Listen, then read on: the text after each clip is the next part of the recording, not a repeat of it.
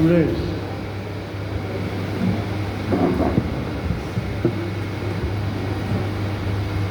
it would have been better if I could have speak in Malayalam, but that is not possible for me. As you know that India is a vast country and multilingual country. So there are many languages, and I only know whatever I know, all partially. Oriya partially, Bengali partially, Hindi and English also partially. So, master of no language. So with that,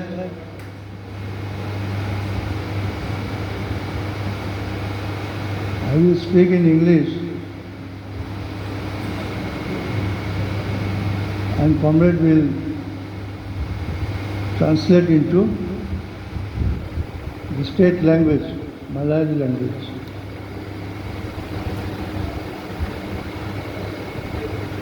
Comrades, we are all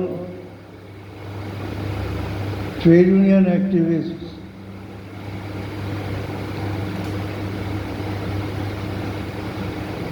Of AIUTUC, All India United Trade Union Center. As you heard in the morning that we decided last year in the month of September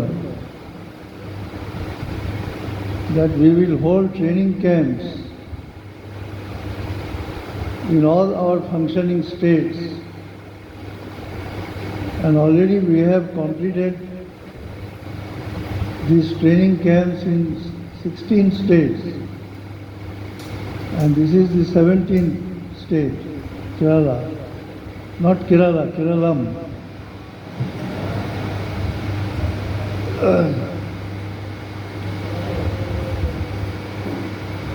Training camp means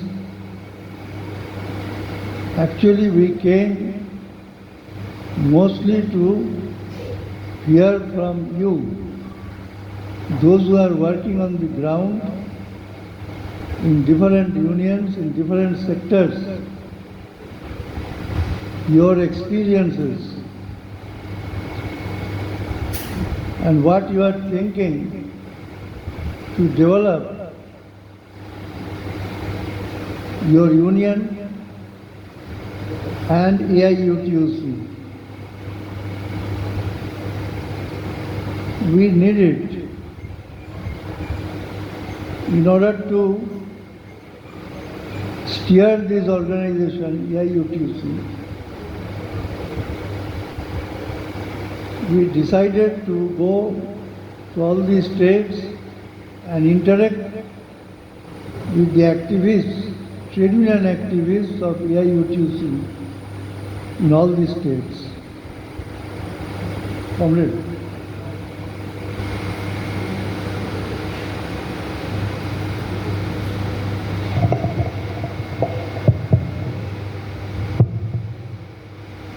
സഖാക്കളെ,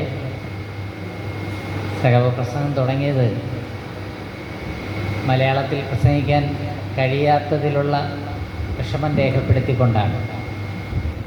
സഖാവിന് പല ഭാഷകളറിയാം, അത്ര വലിയ പ്രാവീണ്യമില്ലെങ്കിലും Bengali, Oriya, Hindi, English ഇങ്ങനെ പല ഭാഷകൾ സഖാവിനറിയാം. നമ്മളുടേത് ഒരു വലിയ വിശാലമായ രാജ്യം, നിരവധി ഭാഷകൾ ഉള്ള ഒരു രാജ്യമാണ്. അപ്പം അതുകൊണ്ട് ആ ഭാഷകളിലൊക്കെ നമ്മൾ പ്രാവീണ്യം നേടേണ്ടതുണ്ട്. എന്തായാലും ഇവിടെ സഖാവ് ഇംഗ്ലീഷിൽ സംസാരിക്കുകയാണ്. നമ്മൾ എല്ലാവരും ട്രേഡ് യൂണിയൻ പ്രവർത്തകരാണ്. AIUTUC, all India United trade union centre എന്ന ട്രേഡ് യൂണിയൻ്റെ പ്രവർത്തകരാണ്. രാവിലെ ഇവിടെ പറഞ്ഞ കാര്യമാണ്. നമ്മൾ കഴിഞ്ഞ വർഷം സെപ്റ്റംബറിൽ എല്ലാ സംസ്ഥാനങ്ങളിലും പരിശീലന ക്യാമ്പുകൾ, ട്രേഡ് യൂണിയൻ പ്രവർത്തകർക്കുള്ള പഠന പരിശീലന ക്യാമ്പുകൾ സംഘടിപ്പിക്കാനായിട്ട് തീരുമാനമെടുത്തിരുന്നു. അതിനനുസരിച്ച് എല്ലാ സംസ്ഥാനങ്ങളിലും ഓരോരോ സംസ്ഥാനങ്ങളിലായി അത് നടന്നു വരികയാണ്. 16 സംസ്ഥാനങ്ങളിൽ അത് പൂർത്തീകരിച്ചു. 17ാമത്തെ സംസ്ഥാനമാണ് ഇവിടെ കേരളത്തിൽ. കേരളം എന്നുള്ളത് എടുത്തു പറഞ്ഞു, കാരണം പാർലമെൻറ്റ് കേരളയ്ക്ക് പകരം കേരളം അംഗീകരിച്ചിട്ടുണ്ട്. പ്രധാനമായും അഖിലേന്ത്യാ നേതൃത്വത്തിന് എല്ലാ സംസ്ഥാനങ്ങളിലുമുള്ള സഖാക്കളിൽ നിന്ന് അവരുടെ അഭിപ്രായങ്ങളും നിർദ്ദേശങ്ങളും കേൾക്കുക എന്നൊരു ഉദ്ദേശം ഈ ക്യാമ്പുകൾക്കുണ്ട്. കാരണം പല മേഖലകളിൽ പ്രവർത്തിക്കുന്ന സഖാക്കൾ അവരുടെ ആ പ്രവർത്തനങ്ങളിൽ നിന്നുള്ള അനുഭവങ്ങളും അതിലൂടെ ഉണ്ടാകുന്ന നിർദ്ദേശങ്ങളും ഒക്കെ മനസ്സിലാക്കാൻ കൂടി ഈ ക്യാമ്പ് ഉപകരിക്കണം. കാരണം അപ്പോൾ മാത്രമേ നമ്മുടെ യൂണിയൻ അഭിമുഖീകരിക്കുന്ന പ്രശ്നങ്ങളെ, യൂണിയൻ്റെ മുമ്പിലുള്ള സാധ്യതകളെ അഖിലേന്ത്യാ നേതൃത്വത്തിന് കൃത്യമായി വിലയിരുത്താനും അതിൻ്റെ അടിസ്ഥാനത്തിൽ നമുക്ക് മുന്നോട്ട് പോകാനും കഴിയും. അതുകൊണ്ട് ഈ ക്യാമ്പ് വളരെ പ്രാധാന്യമർഹിക്കുന്ന ഒന്നാണ്. Comrades, the working people is broadly divided in two sectors. The organized sector, somebody is talking there. Please stop. The organized sector and the unorganized sector. These are the two sectors. Some say organized sector as formal sector and unorganized sector as informal sector.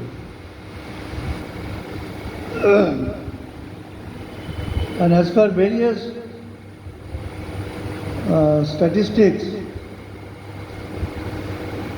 about 90% of the working people, around 90% of the working people, they belong to the unorganized sector. Around 10% they belong to organized sector. Now both these sectors are important in the trade union movement. Unorganized sector is important because of its vastness. It includes around 90% of the working people. So due to its vastness, it has its own importance in that way. But the unorganized sector, though it is around 10% of the working people, but its importance is very significant. Actually, which sectors we call organized sector and which sector we call unorganized sector. Organized sectors are those sectors where certain labor laws are applicable, are applied, and the working people in the organized sector, in spite of the limitations of these labor laws, they have certain advantage to bargain with their employer. But in the organized sector, there is no labor laws, say for the construction workers, scheme workers, all these sectors. Though many people are engaged, but there is no labor law for the unorganized sector.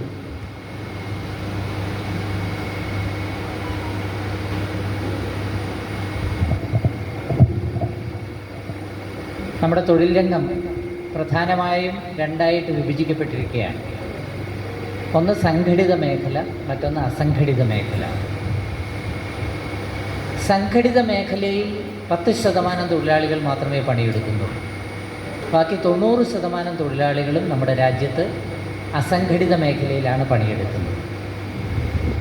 ഈ രണ്ട് മേഖലയും പ്രധാനപ്പെട്ടതാണ്. പ്രത്യേകിച്ചും വളരെ വിശാലമായ ഒരു രാജ്യമാണ് നമ്മുടേത് എന്നുള്ളത് കൊണ്ട് അസംഘടിത മേഖലയ്ക്ക് അതിൻ്റേതായ പ്രാധാന്യമുണ്ട്. ഇത് തമ്മിലുള്ള വ്യത്യാസം, സംഘടിത മേഖലയിൽ ചില തൊഴിൽ നിയമങ്ങൾ പ്രാബല്യത്തിലുണ്ട്. അപ്പോൾ അതിൻ്റെ ആനുകൂല്യം തൊഴിലാളികൾക്ക് കിട്ടും. അവരുടെ മാനേജ്മെൻറ്റുമായി ആ നിയമങ്ങളുടെ അടിസ്ഥാനത്തിൽ വിലപേശൽ നടത്താൻ, ചർച്ചകൾ നടത്തി അവരുടെ ഡിമാൻഡുകൾ നേടിയെടുക്കാനുള്ളൊരു സാധ്യത അവിടെ നിലനിൽക്കുന്നുണ്ട്. പക്ഷേ അസംഘടിത മേഖലയിൽ ഒരു തൊഴിൽ നിയമവും നിലവിലില്ല. അവരെ തൊഴിലാളികളായി തന്നെ അംഗീകരിക്കുന്നില്ല. അപ്പോൾ സ്വാഭാവികമായും അവർക്ക് നിയമപരമായി അത്തരത്തിലുള്ള അവസരങ്ങൾ സംഘടിത മേഖലയിലെ പോലെ നിലവിലില്ല. അങ്ങനെ ഒരു വ്യത്യാസമുണ്ട്.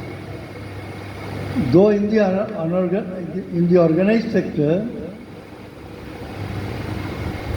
the working people is around 10%, much less than the unorganized sector, but its importance is very significant from the perspective of revolutionary movement in our country, and finally to go for a revolution in the country to replace the existing capitalist system, the capitalist state, and establish social system, the socialist state.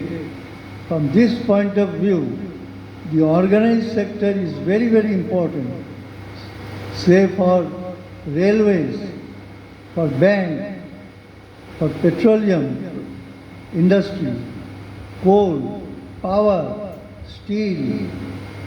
All these sectors are the organized sector, and these organized sector, banks I told, insurance, these organized sector can paralyze the entire economy of the country if it goes for a conscious and organized sustained movement. And from that point of view, organized sector is most important from the revolutionary point of view. സംഘടിത മേഖലയിൽ 10% തൊഴിലാളികൾ മാത്രമാണ് പണിയെടുക്കുന്നതെങ്കിലും സംഘടിത മേഖലയ്ക്ക് വലിയ പ്രാധാന്യമുണ്ട്. നമ്മുടെ രാജ്യത്ത് നിലനിൽക്കുന്ന ഒരു മുതലാളിത്ത വ്യവസ്ഥയാണെന്ന് നമുക്കറിയാം. ആ മുതലാളിത്ത വ്യവസ്ഥയെ മാറ്റി ഒരു സോഷ്യലിസ്റ്റ് വ്യവസ്ഥ സ്ഥാപിക്കുക എന്ന ലക്ഷ്യം മുൻനിർത്തി പ്രവർത്തിക്കുന്ന നമ്മളെ സംബന്ധിച്ചിടത്തോളം സംഘടിത മേഖലയിലെ തൊഴിലാളികളുടെ പ്രാധാന്യം വളരെ വലുതാണ്. ഈ വ്യവസ്ഥിതിയുടെ മാറ്റത്തിന് വേണ്ടി അത് ലക്ഷ്യം വെച്ച് പ്രവർത്തിക്കുന്ന സംഘടന എന്നുള്ള നിലയിൽ നമുക്കറിയാം, റെയിൽവേ, ബാങ്ക്, പെട്രോളിയം, സ്റ്റീല്, വൈദ്യുതി തുടങ്ങി ഈ സംഘടിത മേഖലയിലുള്ള വ്യവസായങ്ങൾ അവിടുത്തെ തൊഴിലാളികൾ വിചാരിച്ചാൽ അവർക്ക് ഈ രാജ്യത്തിൻ്റെ സമ്പദ്ഘടനയെ തന്നെ നിശ്ചലമാക്കാൻ കഴിയും. അവരൊരു പണിമുടക്കിലേക്ക് പോയാൽ, സംഘടിതമായ ഒരു മുന്നേറ്റത്തിലേക്ക് പോയാൽ നമ്മുടെ സമ്പദ്ഘടനയ്ക്ക് പിന്നെ ചലിക്കാനാവില്ല. അത്രയേറെ വലിയ പ്രാധാന്യമാണ് സംഘടിത മേഖലയിലെ തൊഴിലാളികൾക്കുള്ളത്. Our trade union, AIUTUC, is a revolutionary trade union organization. What does it mean, comrade? Why we call our trade union as a revolutionary trade union organization? Because we know by scientifically analyzing the society that the real emancipation of the working class, the working people at large, cannot be achieved till capitalism, capitalist production relation, the capitalist social system, the capitalist state exists. There is no scope for real emancipation of the working class. Yes, we achieve demands through movements.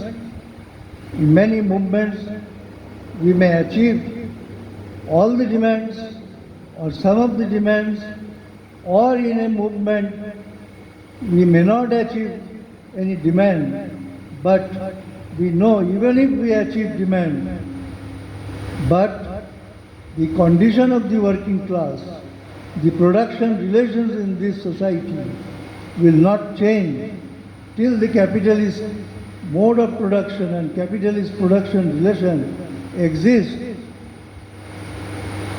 in this country. So, while organizing the working people of the country in different states, in different sectors,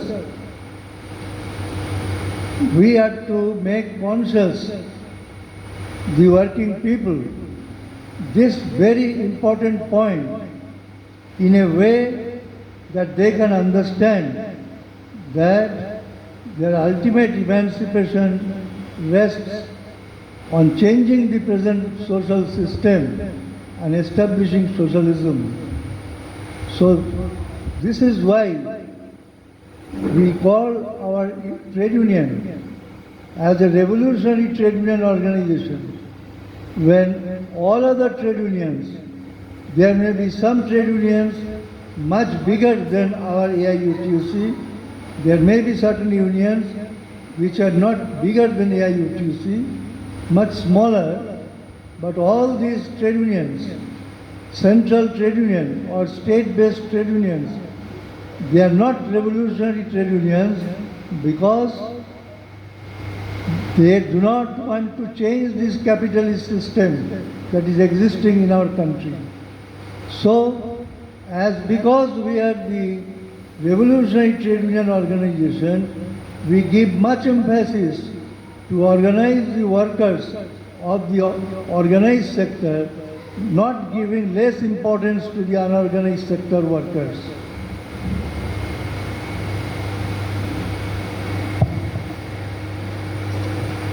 നമ്മുടെ trade union AIUTUC ഒരു വിപ്ലവ trade യൂണിയനാണ് എന്ന് നമുക്കറിയാം. എന്തുകൊണ്ടാണ് നമ്മുടേതൊരു വിപ്ലവ trade union ആയിരിക്കുന്നത്? നമ്മുടെ trade union തൊഴിലാളികളുടെ സാമ്പത്തിക നേട്ടങ്ങൾക്ക് വേണ്ടിയോ അല്ലെങ്കിൽ മെച്ചപ്പെട്ട സേവന വ്യവസ്ഥകൾക്ക് വേണ്ടിയോ ഒക്കെയുള്ള സമരങ്ങൾ മാത്രം നടത്തുന്ന ഒരു യൂണിയനല്ല. നമ്മൾ നടത്തുന്ന ഓരോ സമരവും ഈ വ്യവസ്ഥിതിയുടെ അടിസ്ഥാനപരമായ മാറ്റത്തെ ലക്ഷ്യം വെച്ചുകൊണ്ടുള്ള, അതിനെ മുൻനിർത്തിയുള്ള സമരങ്ങളാണ് നടത്തുന്നത്. എല്ലാ സമരങ്ങളും ആ ഒരു കാഴ്ചപ്പാടോടെയാണ് നടത്തുന്നത്. കാരണം നിലനിൽക്കുന്ന മുതലാളിത്ത വ്യവസ്ഥ അത് നിലനിൽക്കുവോളം അടിസ്ഥാനപരമായി നമ്മളുടെ പ്രശ്നങ്ങൾക്ക് തൊഴിലാളികളുടെ മോചനം സാധ്യമല്ല, പ്രശ്നങ്ങൾക്ക് പരിഹാരമുണ്ടാക്കാനാവില്ല. അതുകൊണ്ട് ഈ വ്യവസ്ഥിതിയെ മാറ്റി തീർക്കുക എന്നുള്ളതാണ് ലക്ഷ്യം. ആ ലക്ഷ്യത്തിന് ഇണങ്ങുമ്പോഴാണ് നമ്മൾ തൊഴിലാളികളെ സംഘടിപ്പിക്കുന്നതും അവരുടെ ഡിമാൻഡുകൾ ഉന്നയിക്കുന്നതും അത് നേടിയെടുക്കുവാൻ വേണ്ടിയുള്ള സമരങ്ങൾ നടത്തുന്നതും. ആ സമരങ്ങളിലൂടെ ചില ഡിമാൻഡുകൾ നേടും, ചില ഡിമാൻഡുകൾ നമുക്ക് നേടാൻ കഴിയില്ല. പക്ഷേ ഈ സമരങ്ങൾ തൊഴിലാളികളെ ഈ ദിശയിൽ മുന്നേറാൻ പ്രാപ്തരാക്കുന്നു എന്നൊരു ധർമ്മം അതിൻ്റെ കൂട്ടത്തിൽ തന്നെ നിറവേറ്റുന്നുണ്ട്. അപ്പം അതുകൊണ്ട് നിലനിൽക്കുന്ന മുതലാളിത്ത ഉൽപ്പാദന ബന്ധം, മുതലാളിത്ത വ്യവസ്ഥ, അതിനെ മാറ്റി തീർക്കുക എന്നുള്ള ലക്ഷ്യത്തോടെയാണ് നമ്മൾ പ്രവർത്തിക്കുന്നത്. ആത്യന്തിക മോചനം തൊഴിലാളികൾ വർഗത്തിൻ്റെയും അതുവഴി സമൂഹത്തിൻ്റെ ആകെയും ആത്യന്തിക മോചനമാണ്, ശാശ്വതമായ പ്രശ്ന പരിഹാരമാണ് നമ്മൾ ലക്ഷ്യം വയ്ക്കുന്നത്. വേറെയും ട്രേഡ് യൂണിയനുകൾ രാജ്യത്തുണ്ട്. നമ്മളെക്കാൾ അംഗസംഖ്യ കൂടിയ ട്രേഡ് യൂണിയനുകളുണ്ട്, കുറഞ്ഞവയുണ്ട്. അവരാരും തന്നെ ഇത്തരമൊരു ലക്ഷ്യം മുൻനിർത്തുന്നില്ല. ഇത് ലക്ഷ്യമാക്കിയല്ല അവർ പ്രവർത്തനങ്ങൾ നടത്തുന്നത്. അവർ തൊഴിലാളികളുടെ ദൈനംദിന പ്രശ്നങ്ങൾ ഉന്നയിക്കുകയും അല്ലെങ്കിൽ അതുപോലുള്ള ചില സമരങ്ങൾ നടത്തുകയും ഒക്കെ ചെയ്യുമ്പോൾ നമ്മളുടെ ട്രേഡ് യൂണിയൻ അടിസ്ഥാനപരമായി തന്നെ ഇവിടെ വ്യത്യസ്തമായിരിക്കുന്നു എന്നുള്ളതാണ് യാഥാർത്ഥ്യം. Now today also you have, some of you has told here that the main attack on the working people by the government is by the introduction of the labor codes, 4 labor codes. And we have to focus on it and develop movement against the anti-worker, anti-people labor codes. Now these labor codes, 4 labor codes, are mainly meant for the working people of the organized sector directly. But it is also hitting hard indirectly the unorganized sector workers also. Yes, comment. രാവിലെ പല സഖാക്കളും ചൂണ്ടിക്കാണിച്ചു ഈ 4 labour കോഡുകൾ നിലവിൽ വന്നതോടുകൂടി തൊഴിലാളി വർഗം വലിയ വെല്ലുവിളിയാണ് നേരിടുന്നത്, വളരെ ഗുരുതരമായൊരു സ്ഥിതിവിശേഷമാണ് ഇന്ന് രാജ്യത്തുള്ളത് എന്ന് ചൂണ്ടിക്കാണിക്കുകയുണ്ടായി. അത് ശരിയാണ്. തീർത്തും തൊഴിലാളി വിരുദ്ധമായ, ജനവിരുദ്ധമായ നിയമങ്ങളാണ് വന്നിരിക്കുന്നത്. ഈ ലേബർ കോഡുകൾ സംഘടിത മേഖലയിലെ തൊഴിലാളികളെ നേരിട്ട് തന്നെ ബാധിക്കുന്നതാണ്. അവരുടെ അവകാശങ്ങളെ നേരിട്ട് ബാധിക്കുന്നതാണ് ഈ ലേബർ കോഡുകൾ. അതോടൊപ്പം തന്നെ പരോക്ഷമായി അസംഘടിത മേഖലയിലെ മുഴുവൻ തൊഴിലാളികളെയും ഇത് പ്രതികൂലമായി ബാധിക്കുന്നു എന്നതാണ് യാഥാർത്ഥ്യം. Are you able to follow, comrade? Now can you tell who brought the labor code? Can you tell, comrade? I am asking. Huh? BJP government brought the labor code. Why the BJP government brought the labor code? Why the labor code was not brought earlier? From 1947, India achieved freedom, national independence, and till 2000, prior to the 2014 general election, we have not heard about the labor code. After 2015, we came to know about the labor codes, and now the labor code has been introduced with their rules also. So can you tell why this labor code has been brought now, not prior to 2014? Can you tell, comrade?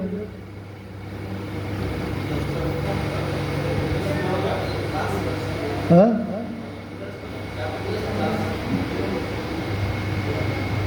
For the interest of the capitalist class.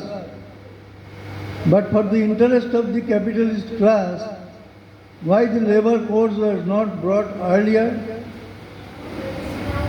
Only in 2015-16 to 2025, in this period, the labor code ultimately took shape. Why? Huh?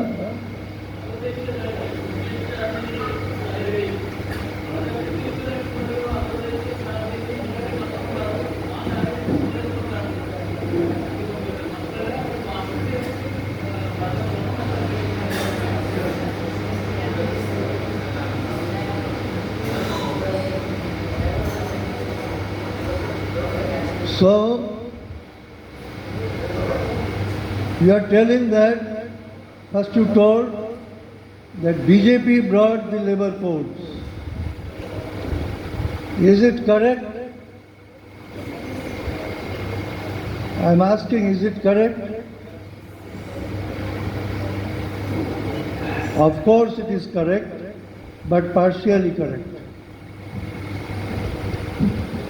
But partially, anything partially true cannot be a complete truth. Isn't it? BJP as a government brought the labor codes. Yes. By its brute majority in the parliament. But is it simply that BJP brought the labor code? Suppose now Congress had a single party majority in the parliament. Would Congress would bring this labor codes. Why? Congress or any other party? Huh? Congress, can you follow me?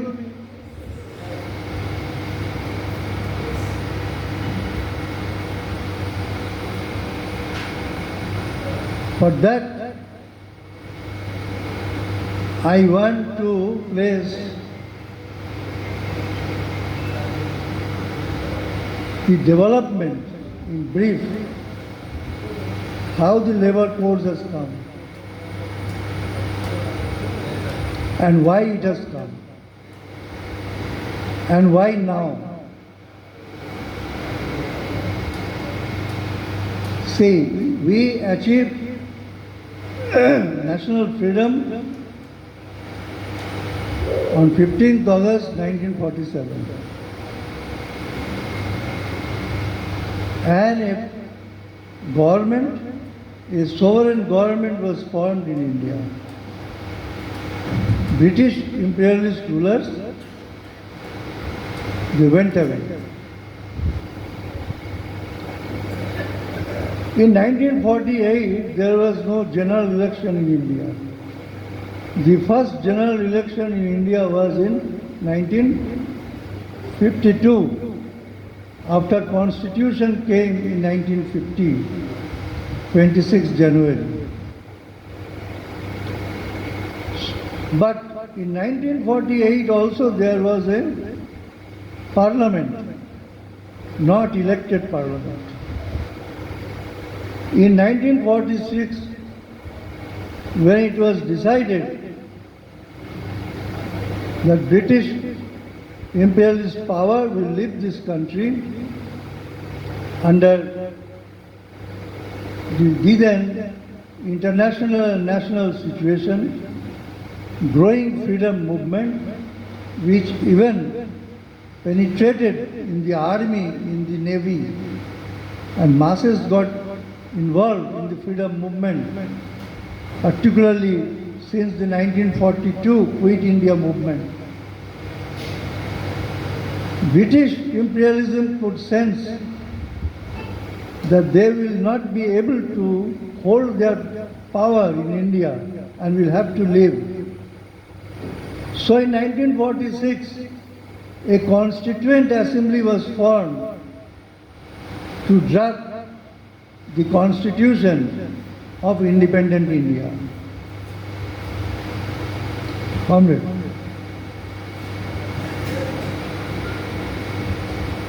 Let me say another sentence. That constituent assembly formed in 1946, that became the first parliament, not non-elected parliament after independence, and that continued till Constitution came in.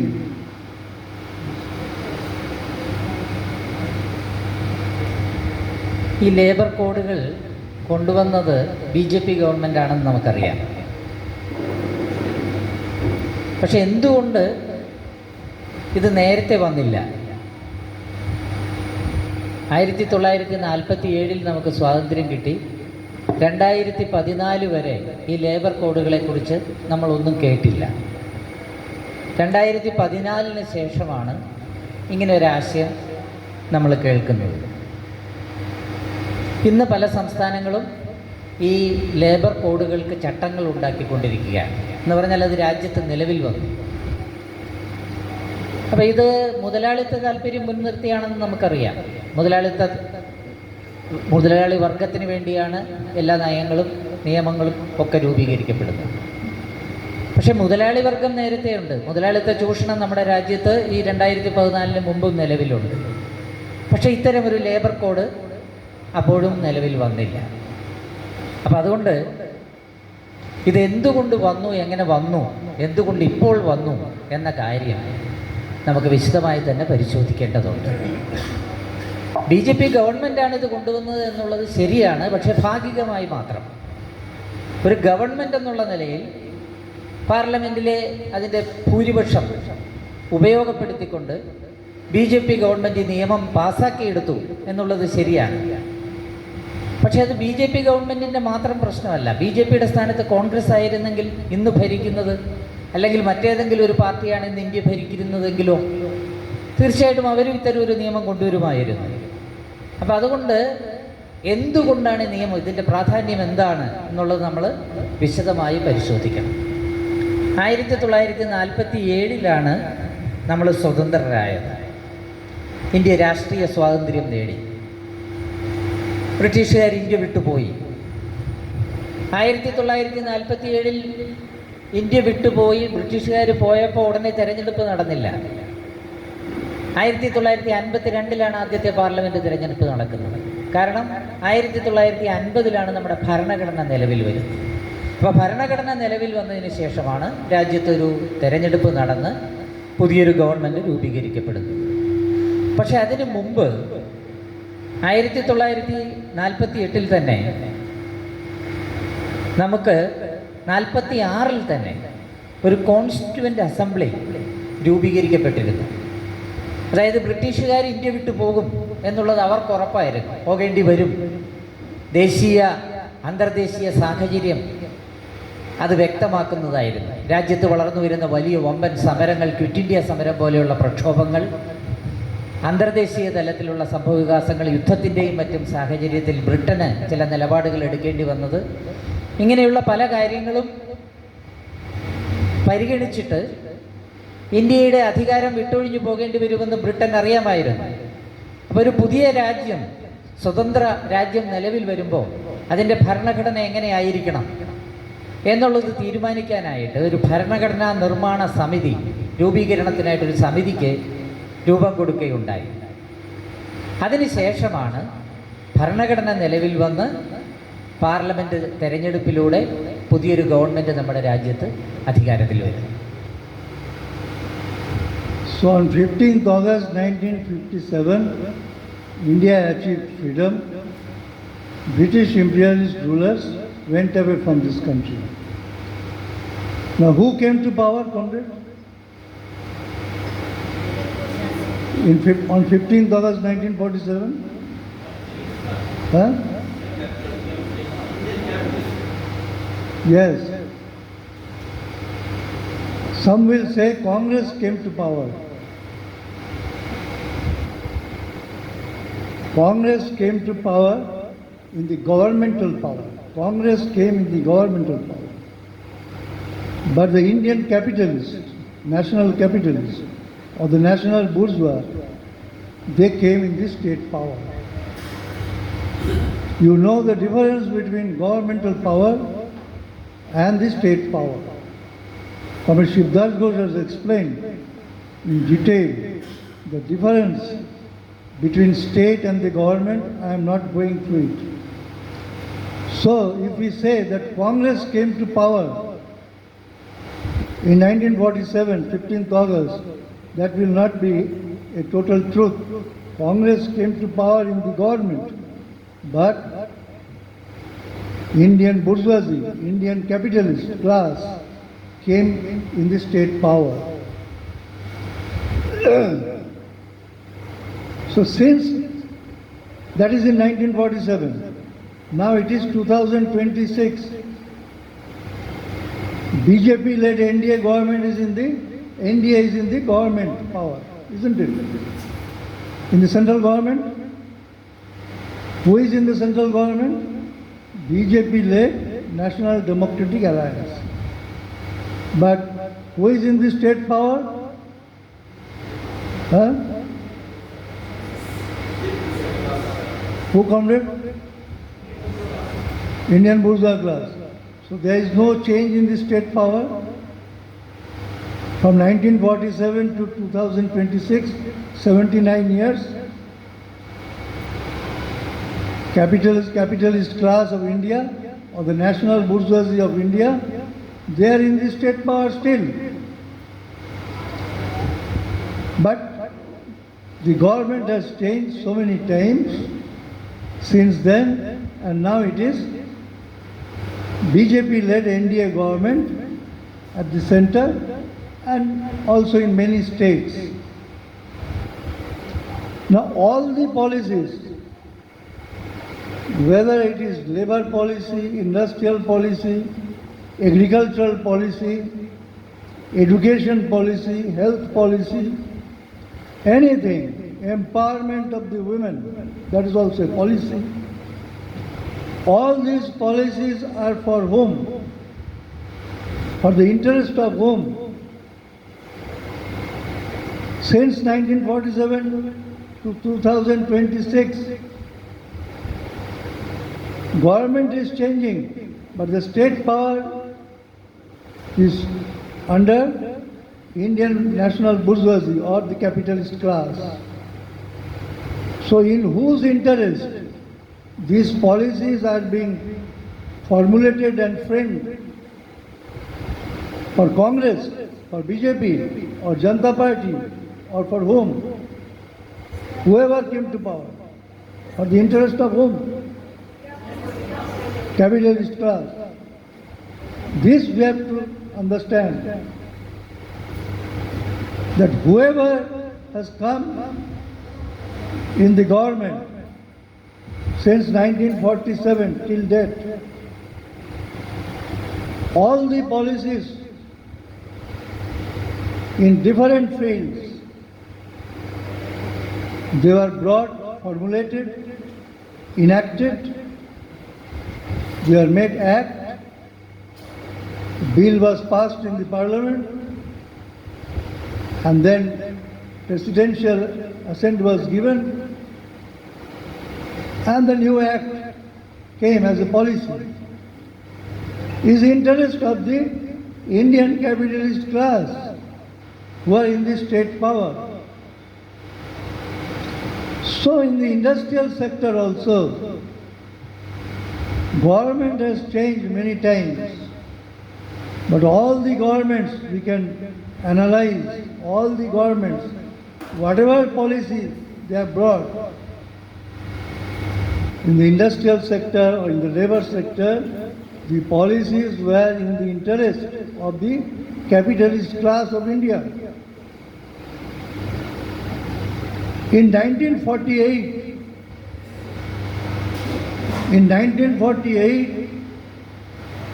the first industrial policy resolution came in the then Parliament of India. And who placed this first industrial policy resolution in Parliament? Can you tell? Who placed? This first, Jawaharlal Nehru was the Prime Minister. But who, as the Minister of Industries, placed in the then Parliament the first industrial policy resolution in 1948 for the industrial growth and development in the independent India? That celebrated minister was Dr. Shama Prasad Mukherjee. Who is Shama Prasad Mukherjee? Comrade, have you heard his name? Nowadays you might be listening to his name many times, every day. Dr. Shama Prasad Mukherjee of All India Hindu Mahasabha, and in 1955 probably he formed Bharatiya Janasangha, or in short Janasangha. Can you hear me?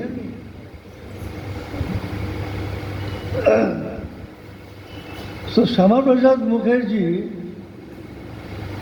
in Nehru's first ministry, was the Minister for Industry and Supply.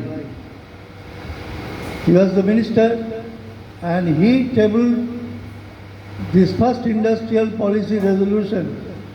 And that industrial policy resolution was in brief called mixed economy.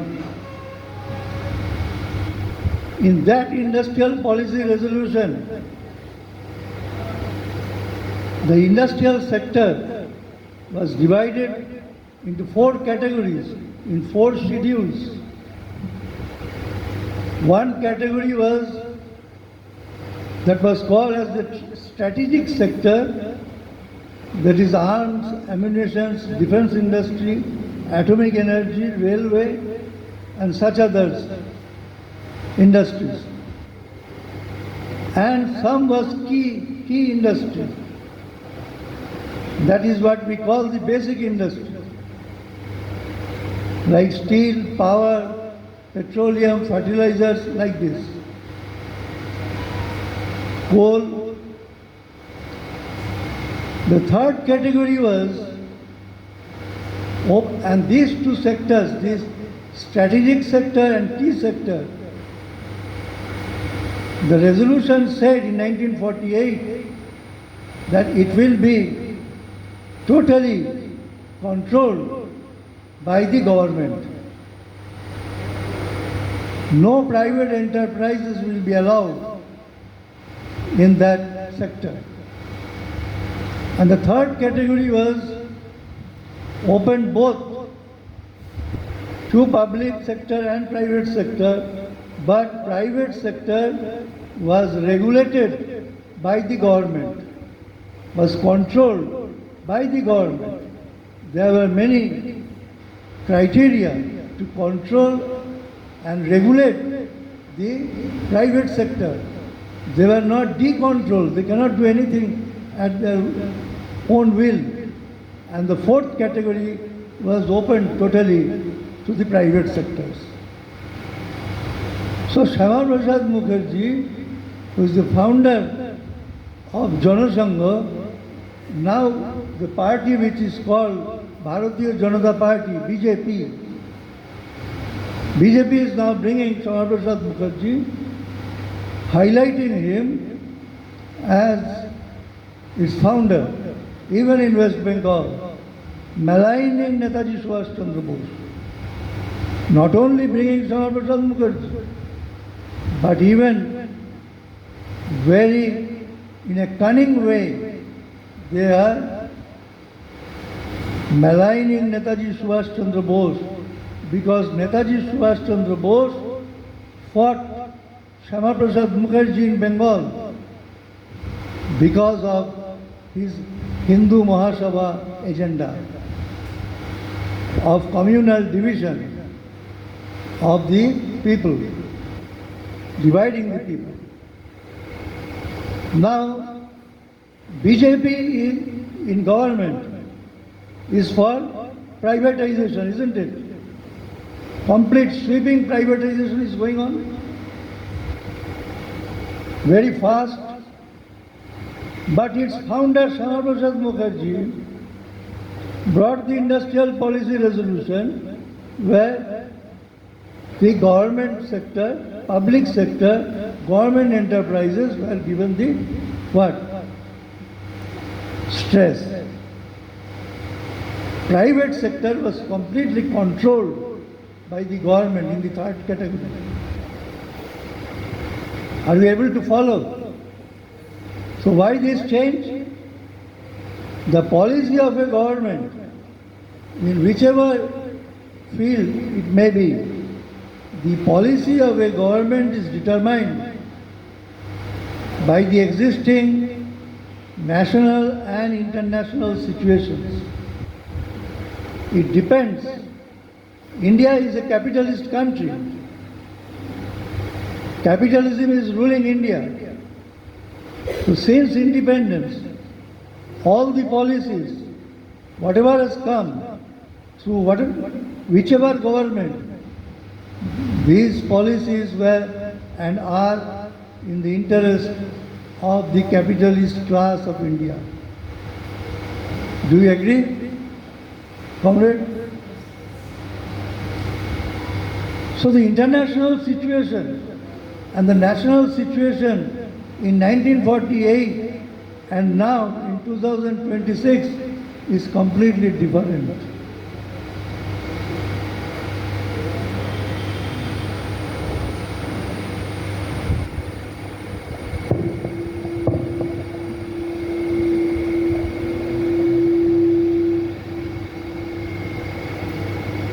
ആയിരത്തി 1947 നമ്മുടെ രാജ്യം സ്വതന്ത്രമായപ്പോൾ അധികാരത്തിൽ വന്നത് കോൺഗ്രസ്സാണ്.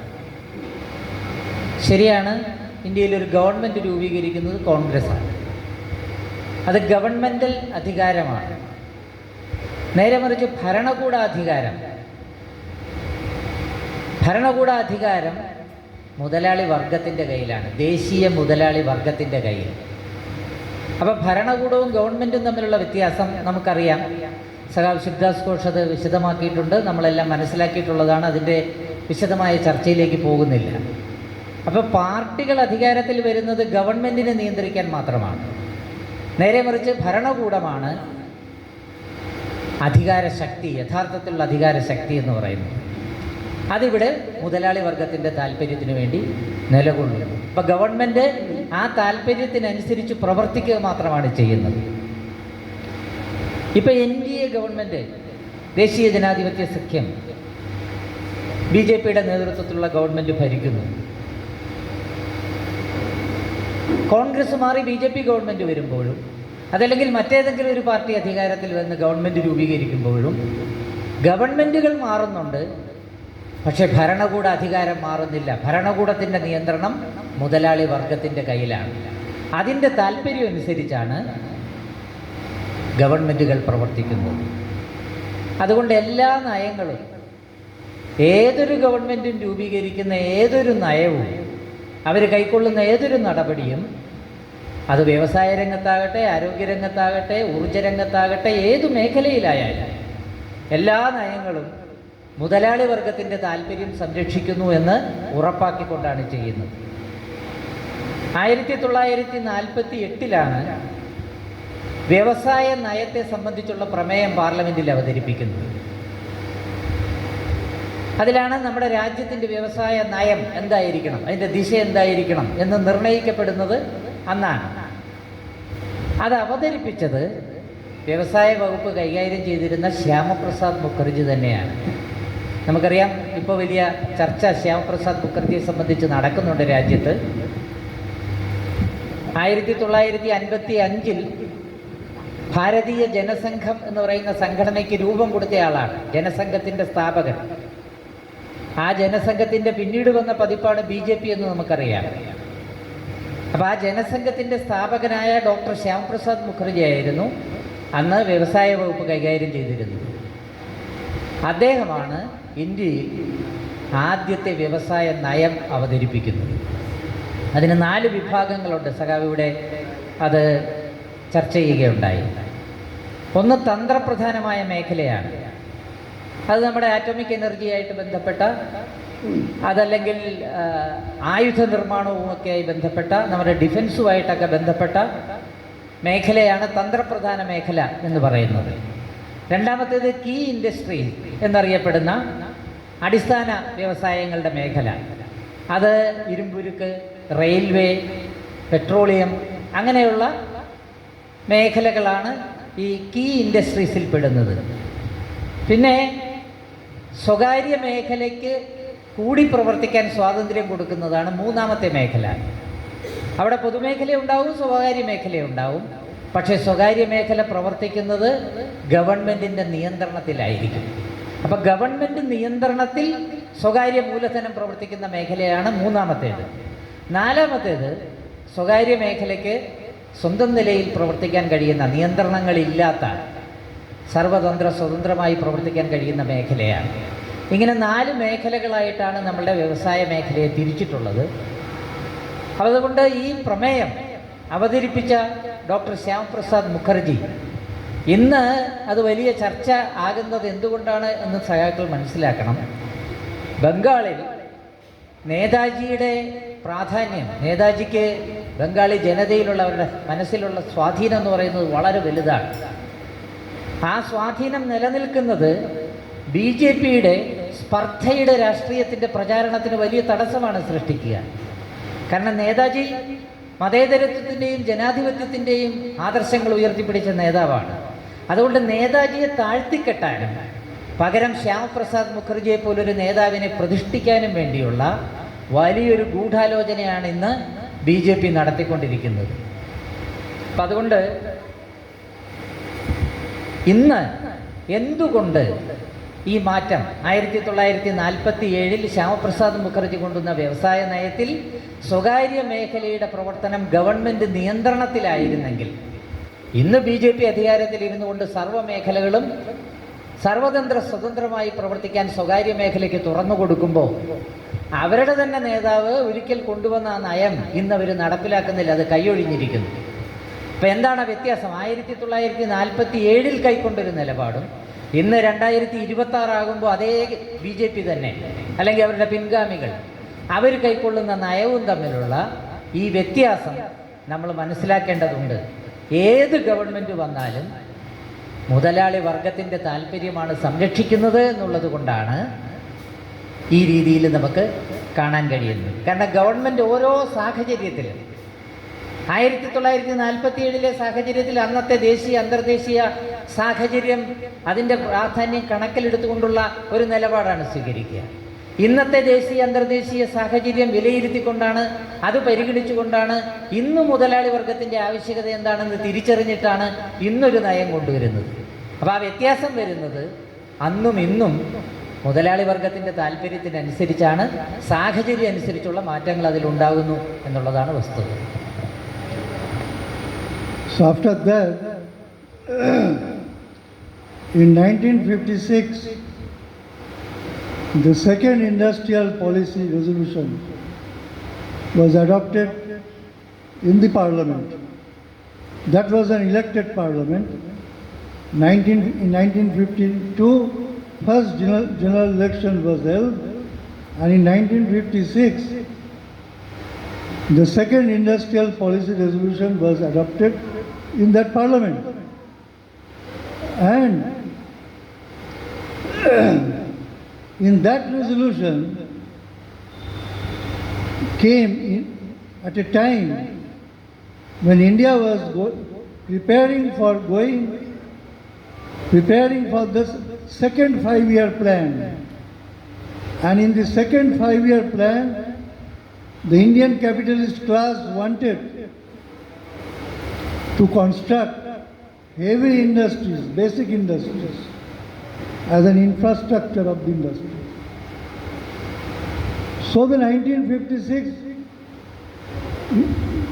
this industrial policy resolution came, and at that time politically, Congress government was there, and Congress spoke about democratic socialism and socialist pattern of society. Politically, they propagated for socialist pattern of society and democratic socialism. And in the economic field, they went for constructing heavy industries, big industries, in the steel, in the coal, in the power sector, and such other sectors.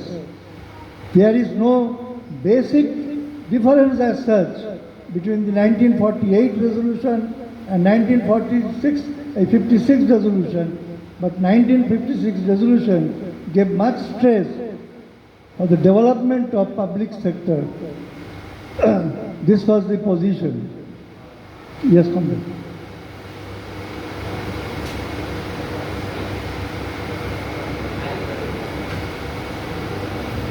ആയിരത്തി 1948 ആദ്യത്തെ വ്യവസായ നയം രൂപീകരിക്കപ്പെടുന്നത് നമ്മൾ കണ്ടു. 1956 ആകുമ്പോഴേക്കും രണ്ടാമത്തെ വ്യവസായ നയം ഇന്ത്യ അവതരിപ്പിച്ചു. രണ്ടാം പഞ്ചവത്സര പദ്ധതിയിൽ വ്യവസായത്തിന് ഊന്നൽ കൊടുക്കുന്ന ഒരു നയമാണ് ഇന്ത്യ സ്വീകരിച്ചത്. ഗവൺമെൻറ്റിൻ്റെ ഒരു നയം എന്നുള്ള നിലയിൽ കോൺഗ്രസ് ജനാധിപത്യ സോഷ്യലിസത്തിന് വേണ്ടി നിലകൊള്ളുന്ന ഒരു ഗവൺമെൻറ് എന്നാണ് പ്രഖ്യാപിച്ചത്.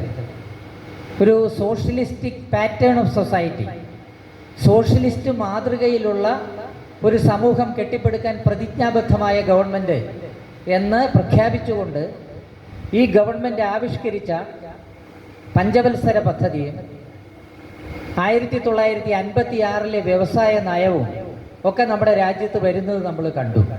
പക്ഷെ അതിൻ്റെ എല്ലാം അടിസ്ഥാന സ്വഭാവം എന്തായിരുന്നു എന്നുള്ളത് നമ്മൾ പരിശോധിക്കേണ്ടത്.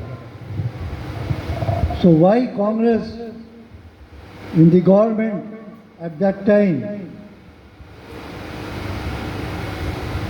told now and then about the socialist pattern of society and democratic socialism?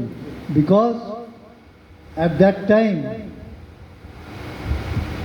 socialism in USSR was developing fast, astounding development of socialism in Soviet Russia or USSR and in other socialist countries also, in China also.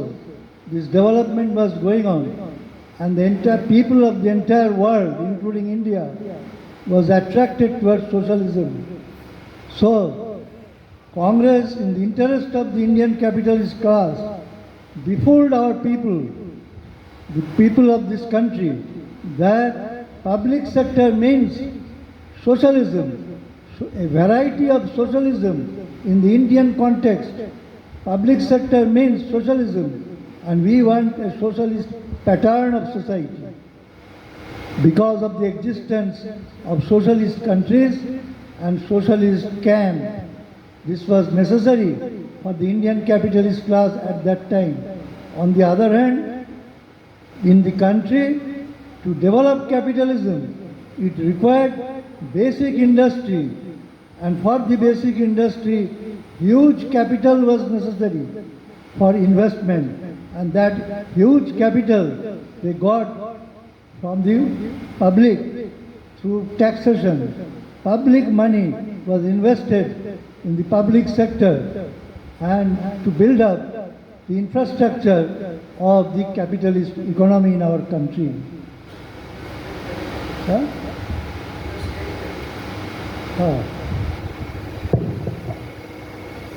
Congress എപ്പോഴും ഉരുവിടുന്ന മുദ്രാവാക്യമാണ് socialist മാതൃകയിലുള്ള സമൂഹം കെട്ടിപ്പടുക്കുന്നു എന്നുള്ളത്.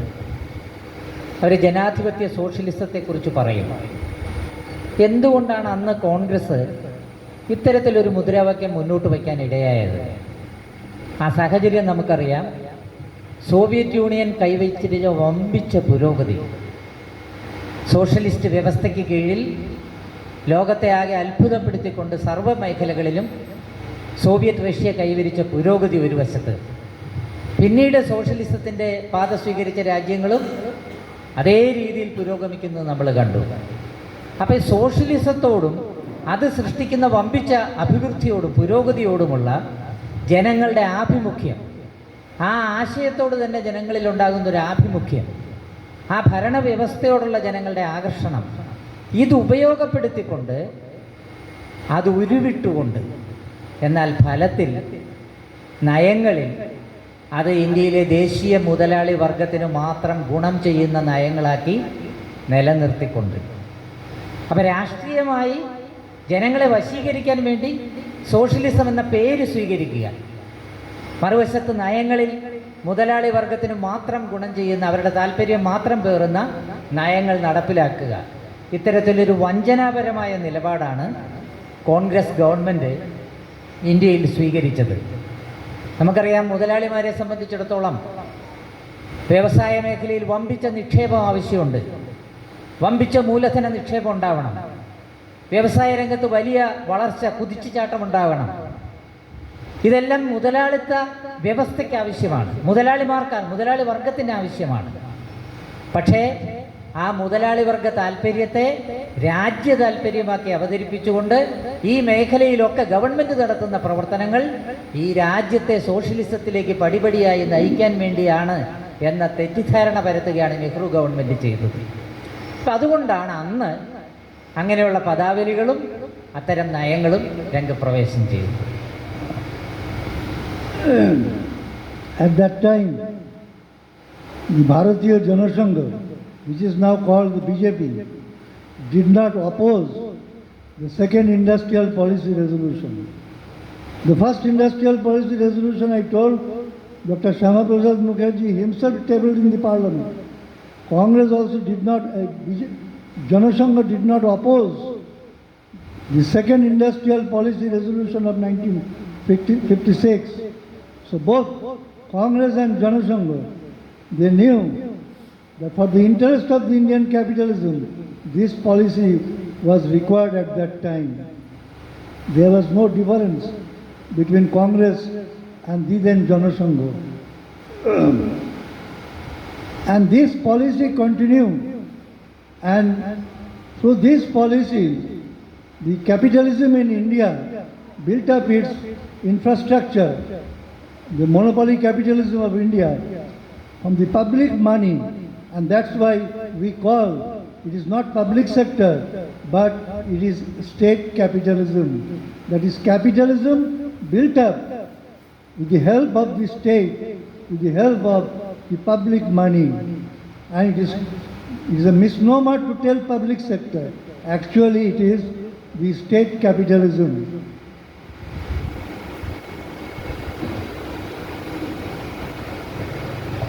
രസകരമായ കാര്യം, ജനസംഘം ഈ രണ്ടാം വ്യവസായ നയത്തെ എതിർത്തില്ല എന്നുള്ളതാണ്. കോൺഗ്രസ് ഗവൺമെൻറ് കൊണ്ടുവന്ന ആ നയത്തെ അവർ സ്വാഗതം ചെയ്തു. കോൺഗ്രസിനും ബി ജെ പിക്കും ആ നയത്തോട് വിയോജിപ്പുണ്ടായിരുന്നില്ല. അവരൊരേ നിലപാടിലായിരുന്നു. കാരണം പൊതുമേഖല കെട്ടിപ്പടുക്കുന്നത് രാജ്യ താല്പര്യത്തെ മുൻനിർത്തിയാണെന്ന് ഗവൺമെൻറ് അവകാശപ്പെടുമ്പോൾ നമ്മൾ മനസ്സിലാക്കേണ്ട കാര്യം, ജനങ്ങളുടെ ഫണ്ട് രൂപീകരിച്ചുകൊണ്ട്, അതായത് രാജ്യത്തിൻ്റെ പുരോഗതിക്കെന്ന് പറഞ്ഞ് ജനങ്ങളുടെ നികുതിപ്പണം ഉപയോഗിച്ച് വ്യവസായങ്ങൾ കെട്ടിപ്പടുക്കുമ്പോൾ അതിൻ്റെ ചെലവ് മുഴുവൻ ജനങ്ങൾ വഹിക്കുകയും അതിൻ്റെ നേട്ടം മുതലാളി വർഗം കൈക്കലാക്കുകയും ചെയ്യുന്നൊരു സ്ഥിതിയുണ്ട്. അതുകൊണ്ട് നമ്മുടെ പാർട്ടി കൃത്യമായി ചൂണ്ടിക്കാണിച്ചു, പൊതുമേഖല എന്ന് പറയുന്നത് സോഷ്യലിസമല്ല, സോഷ്യലിസ്റ്റിക് പാറ്റേൺ ഓഫ് സൊസൈറ്റി എന്ന് കോൺഗ്രസ് പറയുന്നത് വഞ്ചനയാണ്. നേരെ മറിച്ച് ഇവിടെ യഥാർത്ഥത്തിൽ നിലവിൽ വരുന്നത് സ്റ്റേറ്റ് ക്യാപിറ്റലിസം തന്നെയാണ്.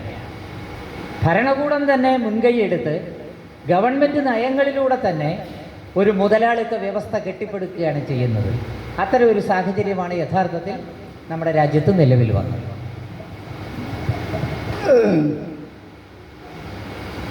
Now, after that, after the demise of Comrade Stalin in 1953,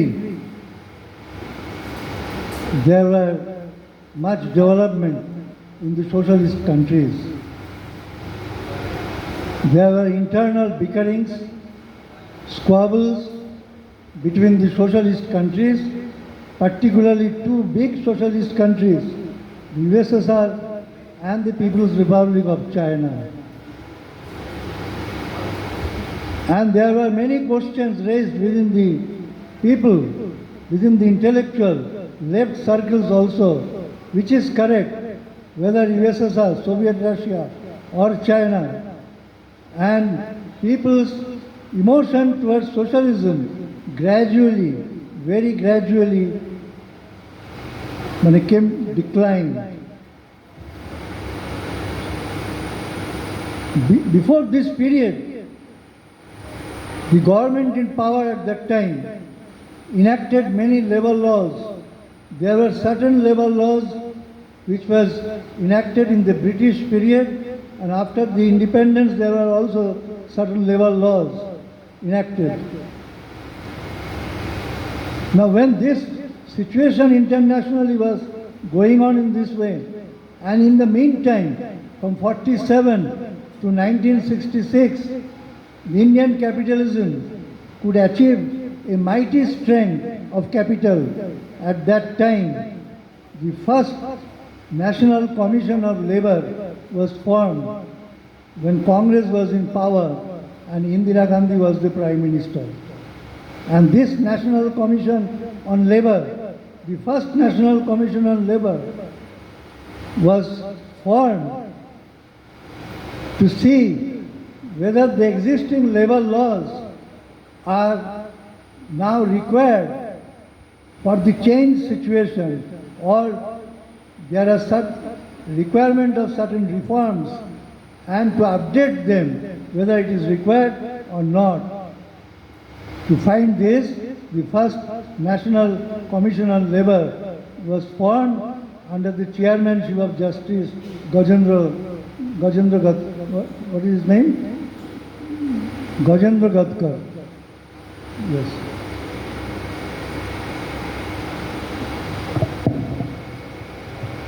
ആയിരത്തി 1953 സ്റ്റാലിൻ്റെ നിര്യാണത്തിന് ശേഷം സോഷ്യലിസ്റ്റ് ക്യാമ്പിനുള്ളിൽ പലതരത്തിലുള്ള അഭിപ്രായ വ്യത്യാസങ്ങളും തർക്കങ്ങളും ഒക്കെ ഉടലെടുത്തു. പിന്നീട് പ്രബല സോഷ്യലിസ്റ്റ് രാജ്യങ്ങളായ റഷ്യയും ചൈനയും തമ്മിലുള്ള അഭിപ്രായ വ്യത്യാസങ്ങൾ നിലവിൽ വന്നു. ഇപ്പോൾ ഒരു വലിയ അന്ധഛിദ്രം ഉണ്ടായി.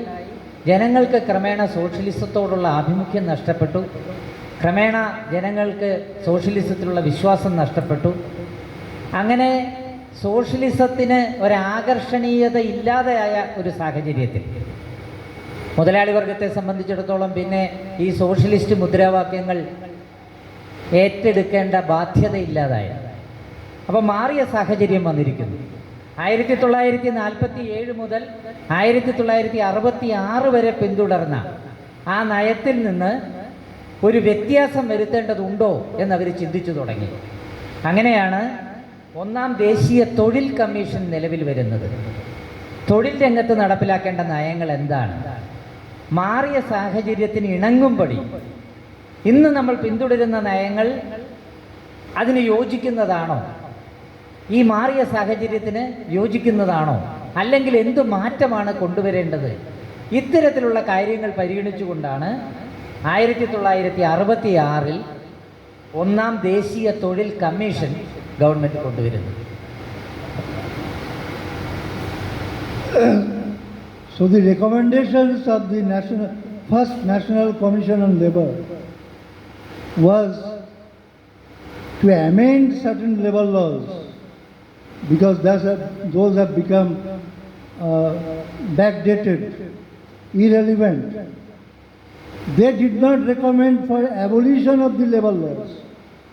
They recommended, the first National Commission on Labour recommended for reform of the existing labour laws, and this continued more or less up to 1991.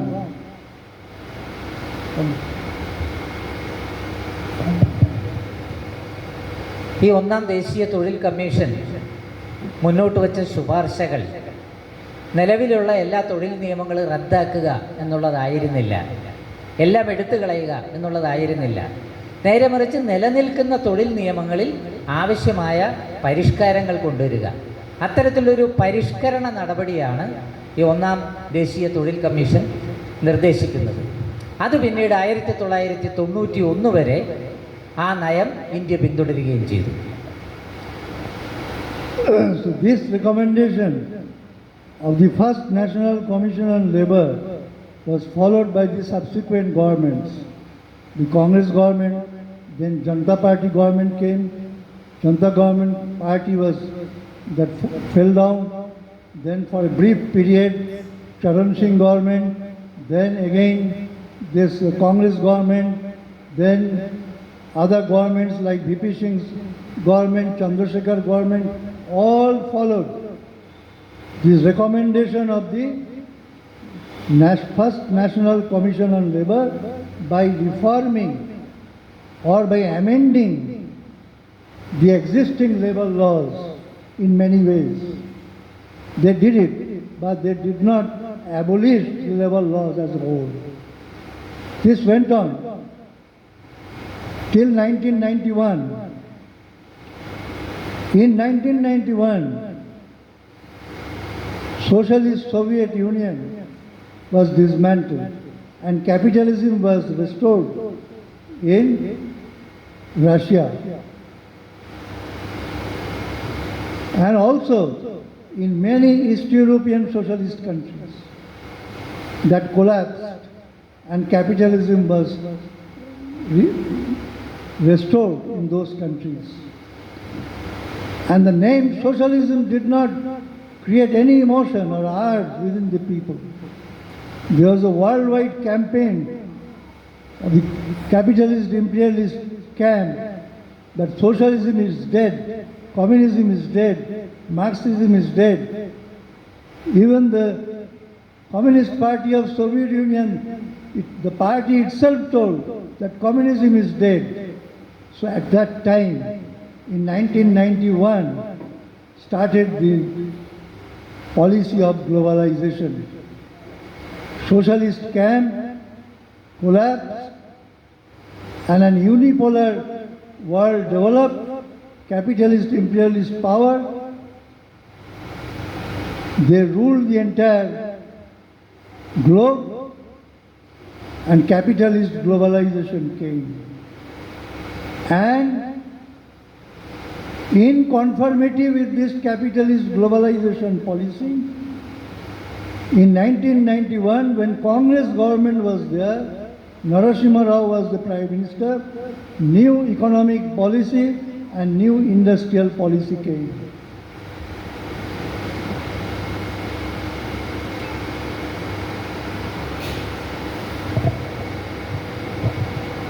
ആയിരത്തി 1966 രൂപീകരിക്കപ്പെട്ട ഈ തൊഴിൽ നയം, ഒന്നാം ദേശീയ തൊഴിൽ കമ്മീഷൻ്റെ ശുപാർശകൾ, അത് ആ ഗവൺമെൻറ് മാത്രമല്ല, പിന്നീട് ഇന്ത്യ ഭരിച്ച എല്ലാ ഗവൺമെൻറ്റുകളും അത് നടപ്പിലാക്കുകയുണ്ടായി. കോൺഗ്രസ് ഭരിച്ചു, ജനതാ ഗവൺമെൻറ് വന്നു, ചരൺ സിംഗ് പ്രധാനമന്ത്രിയായി, വി പി സിംഗ് ഭരിച്ചു, ചന്ദ്രശേഖർ ഭരിച്ചു. ഇങ്ങനെ പല പ്രധാനമന്ത്രിമാരും പല ഗവൺമെൻറ്റുകളും മാറി മാറി വന്നെങ്കിലും ഒരേ നയം തന്നെയാണ് അവർ പിന്തുടരുന്നത്. പല പാർട്ടികളുടെ ഗവൺമെൻറ്റുകൾ വന്നിട്ടും നയത്തിൽ മാറ്റം ഉണ്ടായില്ല. പിന്നെ ഇത് മാറുന്നത് 1991-ലാണ്. 1991-ലെ സാഹചര്യം നമുക്കറിയാം. അന്തർദേശീയമായി സോഷ്യലിസ്റ്റ് സോവിയറ്റ് യൂണിയൻ തകർന്നു, അത് തകർക്കപ്പെട്ടു. സോഷ്യലിസ്റ്റ് ചേരി തകർക്കപ്പെട്ടു. അങ്ങനെ സോഷ്യലിസം നിലനിന്നിരുന്ന രാജ്യങ്ങളിലൊക്കെ മുതലാളിത്ത പുനഃസ്ഥാപനം ഉണ്ടായി, റഷ്യയിലടക്കം. അങ്ങനെ സോഷ്യലിസ്റ്റ് ചേരി നാമാവശേഷമാവുകയും മൂലധന ശക്തികൾക്ക് ലോകവ്യാപകമായ ഒരു മേൽക്കൈ ഉണ്ടാവുകയും ചെയ്തു. ആ മാറിയ സാഹചര്യത്തെ ഉപയോഗപ്പെടുത്തിക്കൊണ്ട് മൂലധനത്തിൻ്റെ പ്രയാണത്തിന് വേണ്ടി അവർ ആവിഷ്കരിച്ച നയമാണ് ആഗോളീകരണ നയങ്ങൾ എന്ന് പറയുന്നത്. ലോകമെമ്പാടും മൂലധനത്തിൻ്റെ താല്പര്യത്തെ മുൻനിർത്തി പുതിയ സാഹചര്യത്തെ ഉപയോഗപ്പെടുത്തുന്നതിന് വേണ്ടി അവർ കൊണ്ടുവന്ന, മുതലാളി വർഗം, സാമ്രാജ്യത്വ ശക്തികൾ കൊണ്ടുവന്ന നയമാണത്. ഈ സാഹചര്യത്തിനനുസരിച്ച് എന്ന് പറഞ്ഞാൽ അന്തർദേശീയമായി വന്നിരിക്കുന്ന ഈ മാറിയ സാഹചര്യത്തെ നമ്മുടെ രാജ്യത്തെ മുതലാളിമാർക്ക്, നമ്മുടെ രാജ്യത്തെ മൂലധന ശക്തികൾക്ക് പ്രയോജനപ്പെടുത്താൻ ഉതകും വിധമുള്ള നയം നമ്മുടെ രാജ്യത്തും ആവശ്യമായി വന്നു. കാരണം നമ്മുടെ ഗവൺമെൻറ്റിനെയും നിയന്ത്രിക്കുന്നത് മുതലാളി വർഗമാണ്. മുതലാളി വർഗ താല്പര്യാർത്ഥമാണ് ഇന്ത്യയിലെ ഗവൺമെൻറ്റും പ്രവർത്തിക്കുന്നത്. അതുകൊണ്ട് ദേശീയ മുതലാളി വർഗത്തിന് ഇതിൽ നിന്ന്, ഈ മാറിയ സാഹചര്യത്തിൽ എങ്ങനെ നേട്ടമുണ്ടാക്കാം എന്നത് മുൻനിർത്തി നയപരമായ മാറ്റങ്ങൾക്ക്, അടിസ്ഥാനപരമായ മാറ്റമല്ല, പക്ഷേ അതിൻ്റെ നയങ്ങളിൽ മാറ്റം വരുത്താൻ ഇന്ത്യ ഗവൺമെൻറ് തയ്യാറായി. നരസിംഹറാവു പ്രധാനമന്ത്രിയായിരിക്കുമ്പോൾ കോൺഗ്രസ് ഗവൺമെൻറ് ഇന്ത്യ ഭരിക്കുമ്പോഴാണ് 1991 ആഗോളീകരണ നയങ്ങൾ നമ്മുടെ രാജ്യത്ത് നടപ്പിലാക്കാൻ ആരംഭിക്കുന്നത്. അതിന് മുന്നോടിയായി അവർ പുതിയ സാമ്പത്തിക നയം ആവിഷ്കരിച്ചു, പുതിയ വിദ്യാഭ്യാസ നയം കൊണ്ടുവന്നു. പുതിയതെന്ന പേരിൽ അവതരിപ്പിച്ച ഈ നയങ്ങളെല്ലാം ആഗോളീകരണ നയങ്ങളുടെ ചുവട് പിടിച്ചുള്ളതായിരുന്നു. അത് നമുക്ക് പിന്നീട് വ്യക്തമായി. So at one time, the capitalist class of India, at one time, they talked about nationalization, bank nationalization, insurance nationalization, nationalization of many industries. This was their main thrust. And they wanted to believe people that nationalization in a capitalist country is also socialization. That is socialism. They wanted to believe. But in the 1991 new industrial policy and new economic policy that came when unipolar capitalist globalization came, in conformity with that, these two, economic policy and industrial policy came. What was the main point in this new industrial policy and economic policy? That is complete decontrol. Private sector can flourish. Sweeping privatization will come, and foreign capital will come without any hindrance, and this is called liberalization. That means capital has been, a atmosphere has been made that capital is liberally can go out of the country, and inside the country also private capital will have no control, which was once upon a time regulated and controlled by the government. So liberalization came, privatization came, not during the BJP government, but when Congress government was there in 1991, and BJP also supported this new economic policy and new industrial policy. Whatever opposition was there, that was only a parliamentary opposition, but no basic opposition as far as the policy is concerned. Congress എക്കാലവും ഉയർത്തിപ്പിടിച്ചിരുന്ന മുദ്രാവാക്യമാണ് ദേശസാൽക്കരണത്തിൻ്റേത്. പൊതുമേഖലയെ അവർ socialist പദ്ധതിയായിട്ടാണ് അവതരിപ്പിക്കുക. മുഖ്യ ഊന്നൽ ദേശസാൽക്കരണത്തിനാണ്, പൊതുമേഖലയ്ക്കാണ് എന്ന് അവർ പറഞ്ഞുകൊണ്ടേയിരുന്നു. അങ്ങനെ ഒരു socialist പരിപാടിയായി വ്യാഖ്യാനിച്ചുകൊണ്ട് അവർ നടപ്പിലാക്കിയത് മുതലാളി വർഗത്തിന് ഇണങ്ങുന്ന നയങ്ങളായിരുന്നെങ്കിലും അവരുടെ മുദ്രാവാക്യം ദേശസാൽക്കരണം എന്നുള്ളതായിരുന്നു. പക്ഷേ 1991 ഈ ആഗോളീകരണ നയങ്ങൾ നടപ്പിലാക്കാൻ ആരംഭിച്ചതോടുകൂടി സമ്പൂർണമായ സ്വകാര്യവൽക്കരണത്തിലേക്ക് ഗവൺമെൻറ് തിരിഞ്ഞു. പൊതുമേഖലാ സ്ഥാപനങ്ങൾ ഒന്നൊന്നായി സ്വകാര്യവൽക്കരിക്കുക, പൊതുമേഖലയിൽ നിലനിന്നിരുന്ന എല്ലാ പ്രവർത്തനങ്ങളെയും സ്വകാര്യ മൂലധനത്തിന് തുറന്നു കൊടുക്കുന്ന ഒരു നടപടി സ്വീകരിച്ചു. അങ്ങനെ ഒരു ലൈൻ അവർ സ്വീകരിച്ചു. നേരത്തെ നമുക്കറിയാം ഗവൺമെൻറ് നിയന്ത്രണങ്ങളുണ്ടായിരുന്നു. ആദ്യത്തെ വ്യവസായ നയത്തിൽ ഗവൺമെൻറ് നിയന്ത്രണത്തിലുള്ള സ്വകാര്യ മേഖലയുടെ പ്രവർത്തനം എന്നാണ് നിർവചിച്ചിരുന്നതെങ്കിൽ ഒരു ഗവൺമെൻറ് നിയന്ത്രണവും ഇല്ലാതെ സ്വകാര്യ മൂലധനത്തിന് സ്വൈര്യവിഹാരം നടത്താൻ കഴിയുന്ന തരത്തിലുള്ള ഒരു ലൈൻ ഈ ആഗോളീകരണ നയങ്ങളോടെ അതിൻ്റെ വരവോടെ സ്വീകരിക്കുന്നത് നമ്മൾ കണ്ടു. അതിനുവേണ്ടി ഗവൺമെൻറ് വ്യവസ്ഥകൾ അവർ ഉദാരമാക്കി കൊടുത്തു. ഗവൺമെൻറ് നിയന്ത്രണങ്ങൾ പൊളിച്ചെഴുതുന്നതിന് വേണ്ടി, സ്വകാര്യ മൂലധനത്തിൻ്റെ സ്വതന്ത്രമായ പ്രവർത്തനത്തിന് വേണ്ടി എല്ലാ നിയന്ത്രണങ്ങളും നീക്കുന്ന ഉദാരവൽക്കരണ നയങ്ങൾ കൊണ്ടുവന്നു. അതുപോലെ തന്നെ എല്ലാ മേഖലകളും സ്വകാര്യവൽക്കരണത്തിൻ്റെയും ഉദാരവൽക്കരണത്തിൻ്റെയും പദ്ധതികൾ നമ്മുടെ രാജ്യത്ത് നടപ്പിലാക്കാൻ ആരംഭിച്ചു. വ്യവസായ നയവും വിദ്യാഭ്യാസ നയവും സാമ്പത്തിക നയവും സർവ്വമേഖലകളിലും ഈ ആഗോളീകരണത്തിന് നിരക്കുന്ന രീതിയിലുള്ള മാറ്റങ്ങൾ വരുന്നത് നമ്മൾ കാണുകയാണ് ചെയ്യുന്നത്. ഇത് BJP ഗവൺമെൻറ് അല്ല കൊണ്ടുവന്നത്, ഈ രാജ്യം ഭരിച്ച കോൺഗ്രസ് ഗവൺമെൻറ്റാണ് ഈ നയങ്ങൾ ഈ രാജ്യത്ത് ആവിഷ്കരിച്ചത് എന്ന കാര്യം നമ്മൾ വിസ്മരിക്കരുത്. At one time, the bourgeois media, the capitalist media, in the interest of the capitalist class, they made people to believe that nationalization is good, and nationalization means socialization, socialism. But suddenly, after the fall of Soviet Union, the same media propagated that due to this nationalized industry, due to this public sector, the economy is being ruined and privatization is required.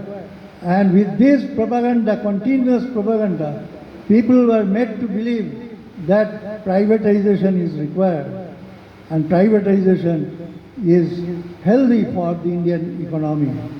This started from 1991, and when people believed it, and after that, after 8 years, in 1999, when there was BJP-led NDA government at the center, the BJP-led NDA government, Atal Bihari Vajpayee was the Prime Minister, they formed the Second National Commission on Labour in 1999 with Ravindra Verma as its chairman.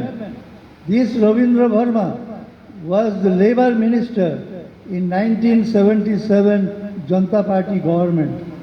He came from a Congress family, and when Congress was splitted in the All India level in 1969, Ravindra Varma went with Congress opposition, that means against Indira Congress, and this Congress opposition, when merged with some other party to form Janata Party, he was in Janata Party, and in 1977 he became the Labour Minister, and that Ravindra Varma was selected by the Atal Bihari Vajpayee government as the chairman of the Second National Commission on Labour.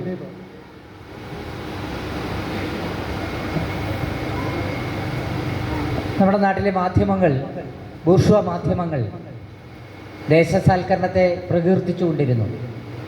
അത് ഗവൺമെൻറ്റിൻ്റെ നയമായിരിക്കുന്നിടത്തോളം മാധ്യമങ്ങൾ അതിനെ വാഴ്ത്തിപ്പാടിക്കൊണ്ടിരുന്നു. അതിനെ socialist പദ്ധതികളായി ജനങ്ങൾക്ക് മുമ്പാകെ അവതരിപ്പിച്ച് അവരെ വശീകരിച്ചു കൊണ്ടിരുന്നു. പക്ഷേ ആഗോളീകരണ നയങ്ങൾ വന്നതോടെ എല്ലാം സ്വകാര്യവൽക്കരിക്കാൻ ആരംഭിച്ചപ്പോൾ ബൂർഷ്വ മാധ്യമങ്ങൾ ആ മുതലാളി വർഗ താല്പര്യം പേറിക്കൊണ്ട് പൊതുമേഖലയ്ക്കെതിരായ പ്രചാരണം ആരംഭിച്ചു. പൊതുമേഖല നമ്മുടെ രാജ്യത്തിൻ്റെ സമ്പദ്ഘടനയുടെ ആരോഗ്യകരമായ വളർച്ചയ്ക്ക് തടസ്സമാണെന്ന് അവർ സ്ഥാപിക്കാൻ തുടങ്ങി. അങ്ങനെ സ്വകാര്യവൽക്കരണത്തിന് വേണ്ടിയുള്ള മുറവിളിയായി മാധ്യമങ്ങളിൽ. എന്ന് പറഞ്ഞാൽ ജനങ്ങളുടെ ചിന്താഗതിയെ, ജനങ്ങളുടെ മനസ്സിനെ അതിനനുകൂലമായി പരുവപ്പെടുത്തുന്നതിനായി മാധ്യമങ്ങൾ വലിയൊരു പങ്ക് വഹിച്ചു, മുതലാളി വർഗ താല്പര്യം പേറിക്കൊണ്ട്. 1999 ആയപ്പോഴേക്കും NDA ഗവൺമെൻറ് വന്നു. വാജ്പേയി പ്രധാനമന്ത്രിയായി. രണ്ടാം ദേശീയ ലേബർ കമ്മീഷൻ രംഗത്ത് വന്നു. അതിൻ്റെ ചെയർമാൻ രവീന്ദ്ര വർമ്മയായിരുന്നു. ഈ രവീന്ദ്ര വർമ്മ നേരത്തെ കോൺഗ്രസ് ആയിരുന്നു. 69 കോൺഗ്രസ് പിളർന്നപ്പോൾ കോൺഗ്രസ് വിട്ടു, പിന്നീട് ജനതാ പാർട്ടിയിൽ വന്നു. 1977 ജനതാ ഗവൺമെൻറ്റിലുണ്ടായിരുന്നു. അദ്ദേഹത്തിൻ്റെ നേതൃത്വത്തിലാണ് ഈ വാജ്പേയി ഗവൺമെൻറ്റിൽ ഈ രണ്ടാം ലേബർ കമ്മീഷൻ രൂപീകരിക്കപ്പെടുന്നത്. The second National Labour Commission submitted its report in 2002, formed in 1999, and in 2002 it submitted its recommendation to the then government led by Atal Bihari Vajpayee of BJP. And the second National Commission on Labour, they recommended to abolish the labour laws. They said there are so many labour laws in India and these are not required now, and this should be simplified and amalgamated to form certain labour codes. So it was the recommendation of the second National Commission on Labour when BJP government was there in 2000, from 1999 to 2004.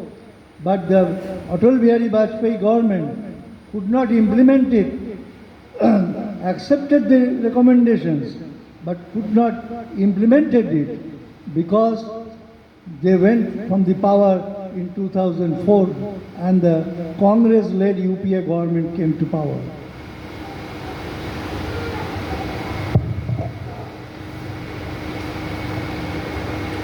ഈ രണ്ടാം commission 2002 അതിൻ്റെ report നൽകി. വാജ്പേയി സർക്കാരാണ് നിലവിലുള്ളത്. 1999 മുതൽ 2004 വരെ നിലനിന്നിരുന്ന BJP നേതൃത്വം നൽകിയ ഗവൺമെൻറ്റിന് അതിൻ്റെ ശുപാർശകൾ സമർപ്പിച്ചു. തൊഴിൽ നിയമങ്ങൾ മുഴുവൻ റദ്ദാക്കണം എന്നാണ് ആവശ്യപ്പെട്ടത്. നിലവിലിരിക്കുന്ന ഒരുപാട് തൊഴിൽ നിയമങ്ങൾ, ഇതിൻ്റെ ആവശ്യമില്ല, ഇതെല്ലാം റദ്ദാക്കണം, എന്നിട്ട് 4 ലേബർ കോഡുകളാക്കി അതിനെ മാറ്റണം എന്ന ശുപാർശ ആദ്യമായി മുന്നോട്ട് വയ്ക്കുന്നത് ഈ രണ്ടാം തൊഴിൽ കമ്മീഷനാണ്, ലേബർ കമ്മീഷനാണ്. ആദ്യം നമുക്കറിയാം ഈ നിയമങ്ങൾ പരിഷ്കരിച്ചാൽ മതി എന്നാണ് ഒന്നാം കമ്മീഷൻ പറഞ്ഞിരുന്നത്. നിലവിലുള്ള നിയമങ്ങൾ റദ്ദാക്കണ്ട, നേരെ മറിച്ച് അതിൽ പരിഷ്കരണം ആവശ്യമുണ്ട് എന്നാണ് പറഞ്ഞിരുന്നതെങ്കിൽ രണ്ടാം കമ്മീഷൻ ആയപ്പോഴേക്കും ഈ നിയമങ്ങളൊന്നും ആവശ്യമില്ല, ഇതെല്ലാം അനാവശ്യമാണ്, ഇതെല്ലാം തടസ്സങ്ങളാണ്. അതുകൊണ്ട് 4 ലേബർ കോഡുകൾ എന്ന ആശയം അവർ മുന്നോട്ട് വെച്ചു. ഗവൺമെൻറ് അത് അംഗീകരിച്ചെങ്കിലും അത് നടപ്പാക്കാനായില്ല. പക്ഷേ ഗവൺമെൻറ് അത് തത്വത്തിൽ അംഗീകരിച്ചു. അങ്ങനെയാണ് ഇതിൻ്റെ ആരംഭം. So in 2004 election, BJP could not come to power and Congress-led UPA government was formed. Manmohan Singh was the Prime Minister.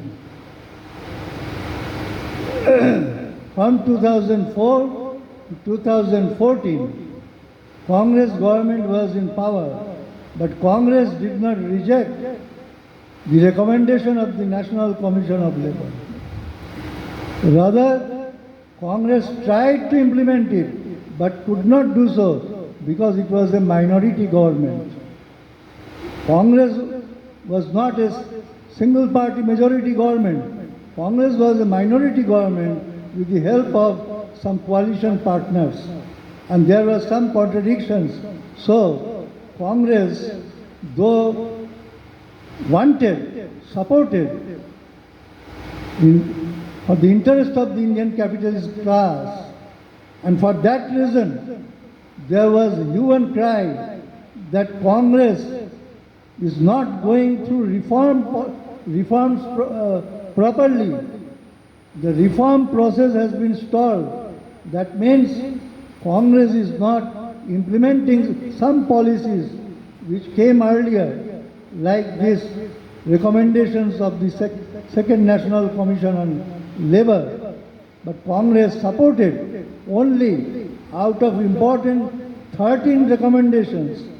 Congress only raised here and there some differences, but supported the Second National Commission on Labour up to 2014 election. Then in 2014, BJP government came to power. 2004 തിരഞ്ഞെടുപ്പ് നടന്നപ്പോൾ BJP government വീണ്ടും അധികാരത്തിൽ വന്നില്ല. UPA ഗവൺമെൻറ്റാണ് വന്നത്. അതുകൊണ്ട് ഈ നയങ്ങൾ നടപ്പിലാക്കാൻ NDA ഗവൺമെൻറ്റിനായില്ല. നേരെ മറിച്ച് അധികാരത്തിൽ വന്ന UPA ഗവൺമെൻറ്റായിട്ട് ഒരു ന്യൂനപക്ഷ ഗവൺമെൻറ്റായിരുന്നു. അതുകൊണ്ട് അവർക്കും ഈ മേഖലയിൽ ശക്തമായൊരു നിലപാടെടുക്കാൻ കഴിഞ്ഞില്ല. അപ്പോൾ സ്വാഭാവികമായും കോൺഗ്രസ് ഗവൺമെൻറ്റിന് ഇത് നടപ്പിലാക്കാൻ കഴിയുന്നില്ല എന്നുള്ള പ്രചാരണം രാജ്യത്തുണ്ടായി. കോൺഗ്രസ് അവർ മുന്നോട്ട് വച്ച ഈ കമ്മീഷൻ മുന്നോട്ട് വച്ച ശുപാർശകളിൽ ചിലത് മാത്രം നടപ്പിലാക്കുകയാണ് ചെയ്തത്. അപ്പം അതുകൊണ്ട് സമഗ്രമായി ഈ നിർദ്ദേശങ്ങൾ നടപ്പിലാക്കാൻ പിന്നീട് വന്ന കോൺഗ്രസ് ഗവൺമെൻറ്റിനും കഴിഞ്ഞില്ല. 2014 അതിനുള്ള സാഹചര്യം ഉണ്ടായത്. അത് നരേന്ദ്രമോദിയുടെ നേതൃത്വത്തിലുള്ള NDA ഗവൺമെൻറ് അധികാരത്തിൽ വന്നപ്പോൾ അവർക്കിത് നടപ്പിലാക്കാനായി.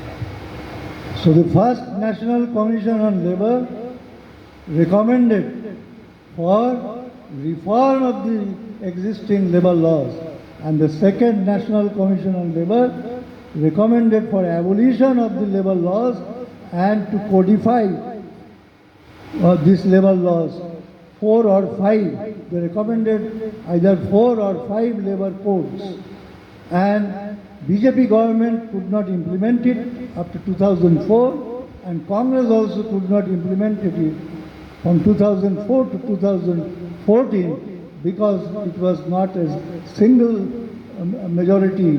They did not have a single majority, absolute majority in the parliament, and there were contradictions between the coalition partners. Then in 2014 BJP came, and from 2014 to 2019 the BJP government went on preparing the code. In 2019, when it got single party majority, then taking advantage of the COVID period, they passed the labour laws in 2019, and then in 2020 3 codes, and in 2019 1 code.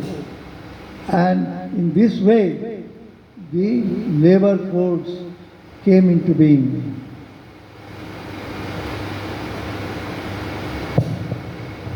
നമ്മൾ കണ്ടതാണ് ഒന്നാം commission മുന്നോട്ട് വെച്ച ശുപാർശ പരിഷ്കരണത്തിൻ്റേതായിരുന്നെങ്കിൽ രണ്ടാം commission നിലവിലിരുന്ന തൊഴിൽ നിയമങ്ങളെല്ലാം റദ്ദാക്കിക്കൊണ്ട് 4 labour കോഡുകൾ കൊണ്ടുവരണം എന്ന ശുപാർശ മുന്നോട്ട് വച്ചു. 2014 BJPക്ക് ഒറ്റയ്ക്ക് ഭരിക്കാനുള്ള ഭൂരിപക്ഷം ഉണ്ടായിരുന്നില്ല. BJPയുടെ നേതൃത്വത്തിലുള്ള ഒരു NDA ഗവൺമെൻറ്റാണ് നിലവിൽ വന്നത്.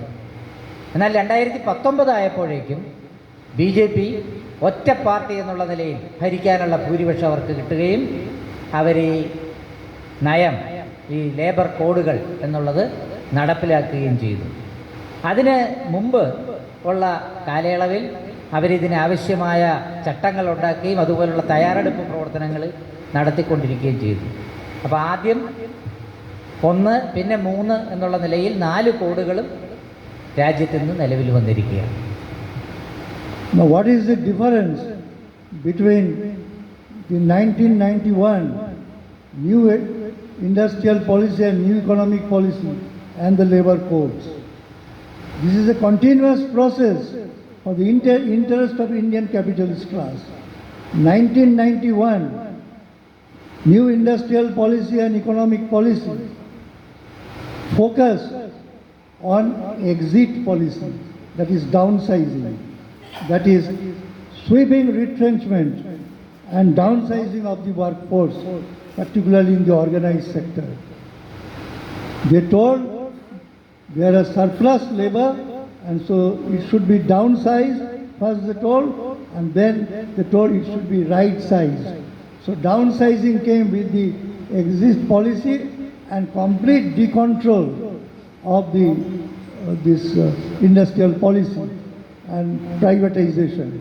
Now downsizing through retrenchment, direct retrenchment, and downsizing through volunteer retirement scheme, early separation scheme, compulsory retirement scheme. The industries which was having 40,000 workers suddenly came down to 15,000 workers.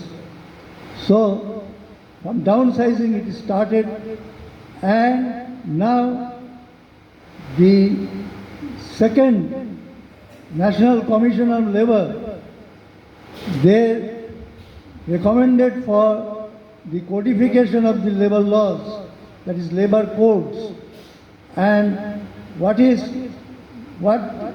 on what ground? What they told? They told this is required for ease of doing business. You might have heard this thing.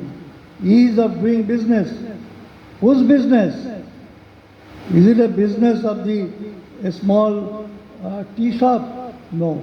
It's the business of the monopoly capital.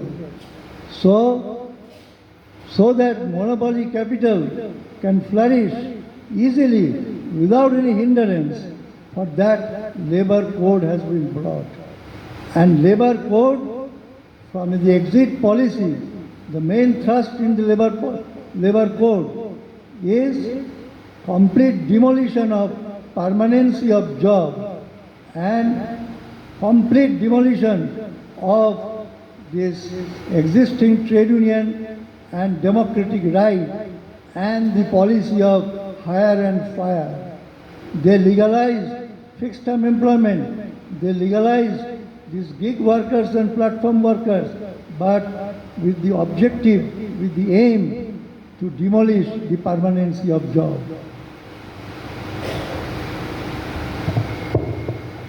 1991 സാഹചര്യവും അതിന് ശേഷമുള്ള ഇന്നത്തെ സാഹചര്യവും തമ്മിൽ labour കോഡുകൾ നിലവിൽ വന്ന സാഹചര്യവും തമ്മിലുള്ള വ്യത്യാസം നമ്മൾ മനസ്സിലാക്കണം. ലേബർ കോഡുകൾ നിലവിൽ വരുന്നതിന് മുമ്പ് തന്നെ നമ്മുടെ രാജ്യത്ത് റിട്രെച്ച്മെൻറ്റ്, തൊഴിലാളികളെ വൻതോതിൽ പിരിച്ചുവിടാൻ, സ്ഥാപനങ്ങളിൽ നിന്നൊക്കെ തൊഴിലാളികളുടെ എണ്ണം വെട്ടിക്കുറയ്ക്കാൻ, ഡൗൺ സൈസ് ചെയ്യുക എന്ന പേരിൽ അവർ തൊഴിലാളികളെ വൻതോതിൽ പിരിച്ചുവിടാനുള്ള നടപടികൾ കൈക്കൊണ്ടിരുന്നു. വോളണ്ടറി റിട്ടയർമെൻറ്റ് സ്കീം വന്നു. തൊഴിലാളികൾക്ക് സ്വമേധയാ പിരിഞ്ഞു പോകാം. സ്വമേധയാ പിരിഞ്ഞു പോകാം എന്നുള്ള പേരിൽ മാത്രമാണ് നമുക്കറിയാം, ഇല്ലെങ്കിൽ അല്ലാതെ തന്നെ പിരിഞ്ഞു പോകേണ്ടി വരും, സ്വമേധയാ അല്ലാതെ. അപ്പോൾ അത്തരത്തിൽ തൊഴിലാളികളെ വൻതോതിൽ പിരിച്ചുവിടുകയും തൊഴിലാളികൾ അധികപ്പറ്റാണ് എന്നുള്ള പ്രചാരണം നടത്തുകയും ഒക്കെ ചെയ്തുകൊണ്ടാണ് ഈ പുതിയ വ്യവസായ നയം, സാമ്പത്തിക നയം നമ്മുടെ രാജ്യത്ത് നടപ്പിലാക്കിക്കൊണ്ടിരുന്നത്. ഈ രണ്ടാമത്തെ ലേബർ കമ്മീഷൻ നിലവിൽ വന്നപ്പോൾ അത് ലേബർ കോഡുകളുടെ ശുപാർശ മുന്നോട്ട് വെച്ചു. നമുക്കറിയാം, നിലവിലുള്ള നിയമങ്ങളെല്ലാം റദ്ദാക്കുക എന്നുള്ളതായിരുന്നു പിന്നീടുള്ള നയം. അപ്പോൾ അവിടെ പുതിയൊരു മുദ്രാവാക്യം വന്നു, is of doing business. Business സുഗമമായി നടത്തിക്കൊണ്ടു പോകാനുള്ള സാഹചര്യം സൃഷ്ടിക്കുക, അതാണ് ഗവൺമെൻറ്റിൻ്റെ ഉത്തരവാദിത്വം എന്ന ഒരു കാഴ്ചപ്പാട് സ്ഥാപിച്ചെടുത്തു. ആരുടെ ബിസിനസ്സാണ്? ചെറുകിട കച്ചവടക്കാരുടെ, സാധാരണക്കാരുടെ ബിസിനസ്സല്ല.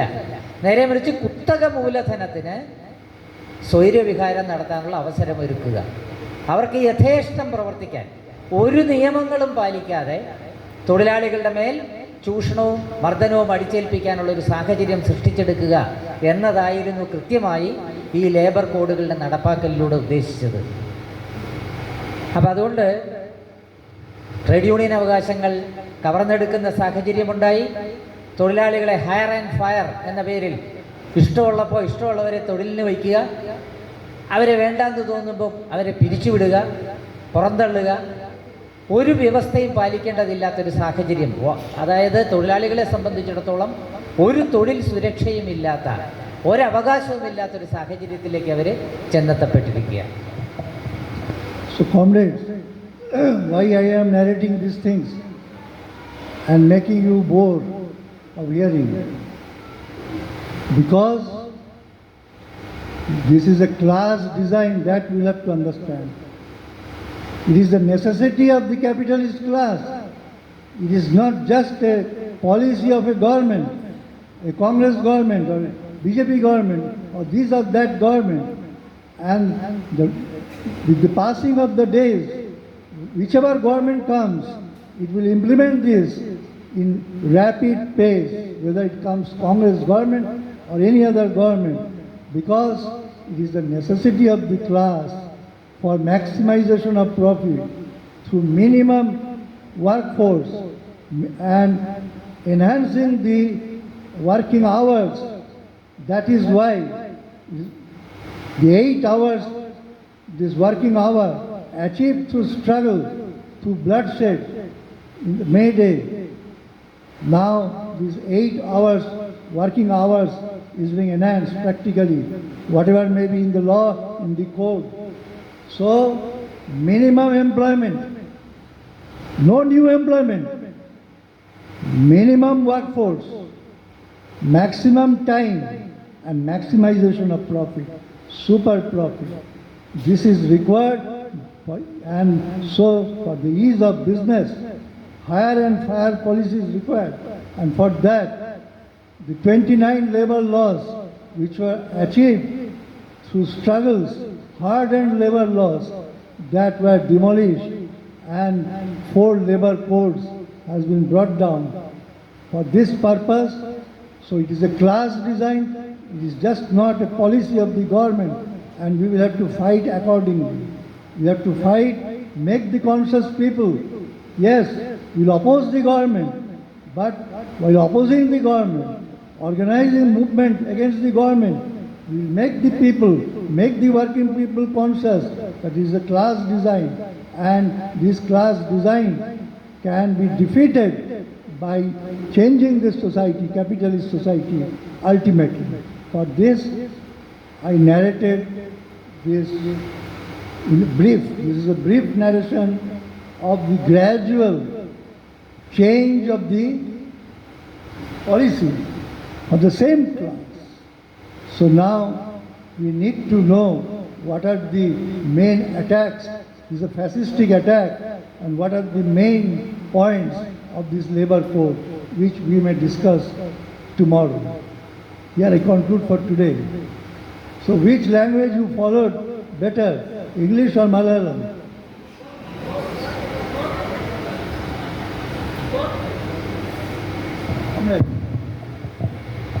സഹാക്കളെ, ഇപ്പം ഗവൺമെൻറ്റുകൾ മാറി മാറി വന്നിട്ടും ഒരേ നയം തന്നെ നടപ്പിലാക്കപ്പെടുന്നത്, എല്ലാ മുതലാളി വർഗത്തിൻ്റെ താല്പര്യത്തിനായി മാറുന്നത്, എപ്പോഴും തൊഴിലാളികൾ ചൂഷണത്തിന് ഇരയാകുന്നത്, അടിച്ചമർത്തലിന് ഇരയാകുന്നത് എന്തുകൊണ്ടാണ്? ഇതേതെങ്കിലും ഒരു ഗവൺമെൻറ്റിൻ്റെ പദ്ധതിയാണെങ്കിൽ ആ ഗവൺമെൻറ് മാറുമ്പോൾ സ്വാഭാവികമായ ഒരു മാറ്റം ഉണ്ടാവണ്ടേ? ഏത് ഗവൺമെൻറ് വന്നാലും ഒരേ അനുഭവം തന്നെ ഉണ്ടാകുന്നത് ഇതൊരു ഗവൺമെൻറ് പദ്ധതിയല്ല, ഇതൊരു വർഗ പദ്ധതിയാണ് എന്നുള്ളത് കൊണ്ടാണ്. ഒരു ക്ലാസ് ഡിസൈനാണ്, ഒരു വർഗത്തിന് വേണ്ടി ആവിഷ്കരിക്കപ്പെട്ടിരിക്കുന്ന ഒരു പദ്ധതിയാണ്. അതുകൊണ്ടാണ് എല്ലാ ഗവൺമെൻറ്റുകളും ആ വർഗത്തിൻ്റെ താല്പര്യം പേറുകയും ഇതേ നയങ്ങൾ തന്നെ നടപ്പിലാക്കുകയും ചെയ്യുന്നത്. അതിവേഗത്തിലാണ്, അതിദ്രുതം ഈ നയങ്ങൾ അടിച്ചേൽപ്പിക്കപ്പെടുകയാണ് നമ്മുടെ രാജ്യത്ത്.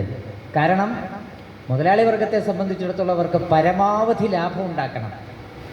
പരമാവധി ലാഭം ഉണ്ടാക്കാൻ എത്രയും വേഗം, എത്രയും തിടുക്കത്തിൽ ഈ നയങ്ങൾ നടപ്പിലാക്കിയെടുക്കുക എന്നുള്ളതാണ് അവരുടെ ആവശ്യം. അതുകൊണ്ടാണ് തൊഴിലാളികൾ പൊരുതി നേടിയ, ചോര ചൊരിഞ്ഞ് നേടിയെടുത്ത 8 മണിക്കൂർ തൊഴിൽ, 8 മണിക്കൂർ സമയം അധ്വാനിക്കുക എന്നുള്ള അവകാശം അത് ഇന്ന് തകർക്കപ്പെട്ടിരിക്കുകയാണ്. മിനിമം തൊഴിലാളികളെ വച്ച് മാക്സിമം സമയം പണിയെടുപ്പിച്ച് മാക്സിമം ലാഭം ഉണ്ടാക്കുക എന്നുള്ളതാണ് ഇപ്പോഴത്തെ മുദ്രാവാക്യം. അതുകൊണ്ടാണ് നിലവിലിരുന്ന തൊഴിൽ നിയമങ്ങൾ, 29 തൊഴിൽ നിയമങ്ങൾ അവർ റദ്ദാക്കിയത്. കാരണം ആ തൊഴിൽ നിയമങ്ങൾ തൊഴിലാളികൾക്ക് ചില അവകാശങ്ങൾ പ്രദാനം ചെയ്തിരുന്നു. ട്രേഡ് യൂണിയനുകൾക്ക് വിലപേശലിനുള്ള ചില സാധ്യതകൾ അത് തന്നിരുന്നു. അതെല്ലാം ഇല്ലായ്മ ചെയ്തിട്ട് ഈ മുദ്രാവാക്യത്തിന് ഇണങ്ങുമ്പടി സാഹചര്യത്തെ മാറ്റി തീർക്കാൻ വേണ്ടിയാണ് ഈ 4 ലേബർ കോഡുകൾ കൊണ്ടുവന്നിരിക്കുന്നത്. അതുകൊണ്ട് ജനങ്ങളോട് നമ്മൾ ഇക്കാര്യങ്ങൾ തുറന്നു പറയണം. തൊഴിലാളികളെ നമ്മൾ സംഘടിപ്പിക്കുമ്പോൾ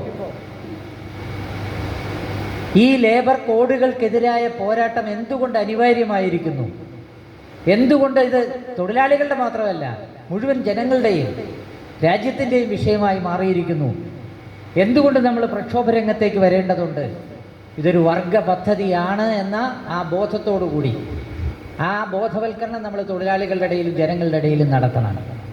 മുതലാളിത്ത വ്യവസ്ഥ നിലനിൽക്കുവോളം ഇതായിരിക്കും സ്ഥിതി. അതുകൊണ്ട് മുതലാളിത്ത വ്യവസ്ഥയെ അടിസ്ഥാനപരമായി മാറ്റി തീർക്കുക എന്നുള്ള ലക്ഷ്യം മുൻനിർത്തി വേണം നമ്മൾ ഈ സമരങ്ങളും പ്രക്ഷോഭങ്ങളും എല്ലാം സംഘടിപ്പിക്കാൻ, ഗവൺമെൻറ്റിനെതിരായ പ്രതിഷേധം വളർത്തിയെടുക്കാൻ. ആ രാഷ്ട്രീയ വിദ്യാഭ്യാസം തൊഴിലാളികൾക്കും ജനങ്ങൾക്കും നൽകുക എന്ന ഉത്തരവാദിത്വമാണ് ട്രേഡ് യൂണിയൻ ഉള്ളത്. ഇത്രയും കാര്യങ്ങളാണ് ഇന്ന് സഖാവ് ചർച്ച ചെയ്യുന്നത്.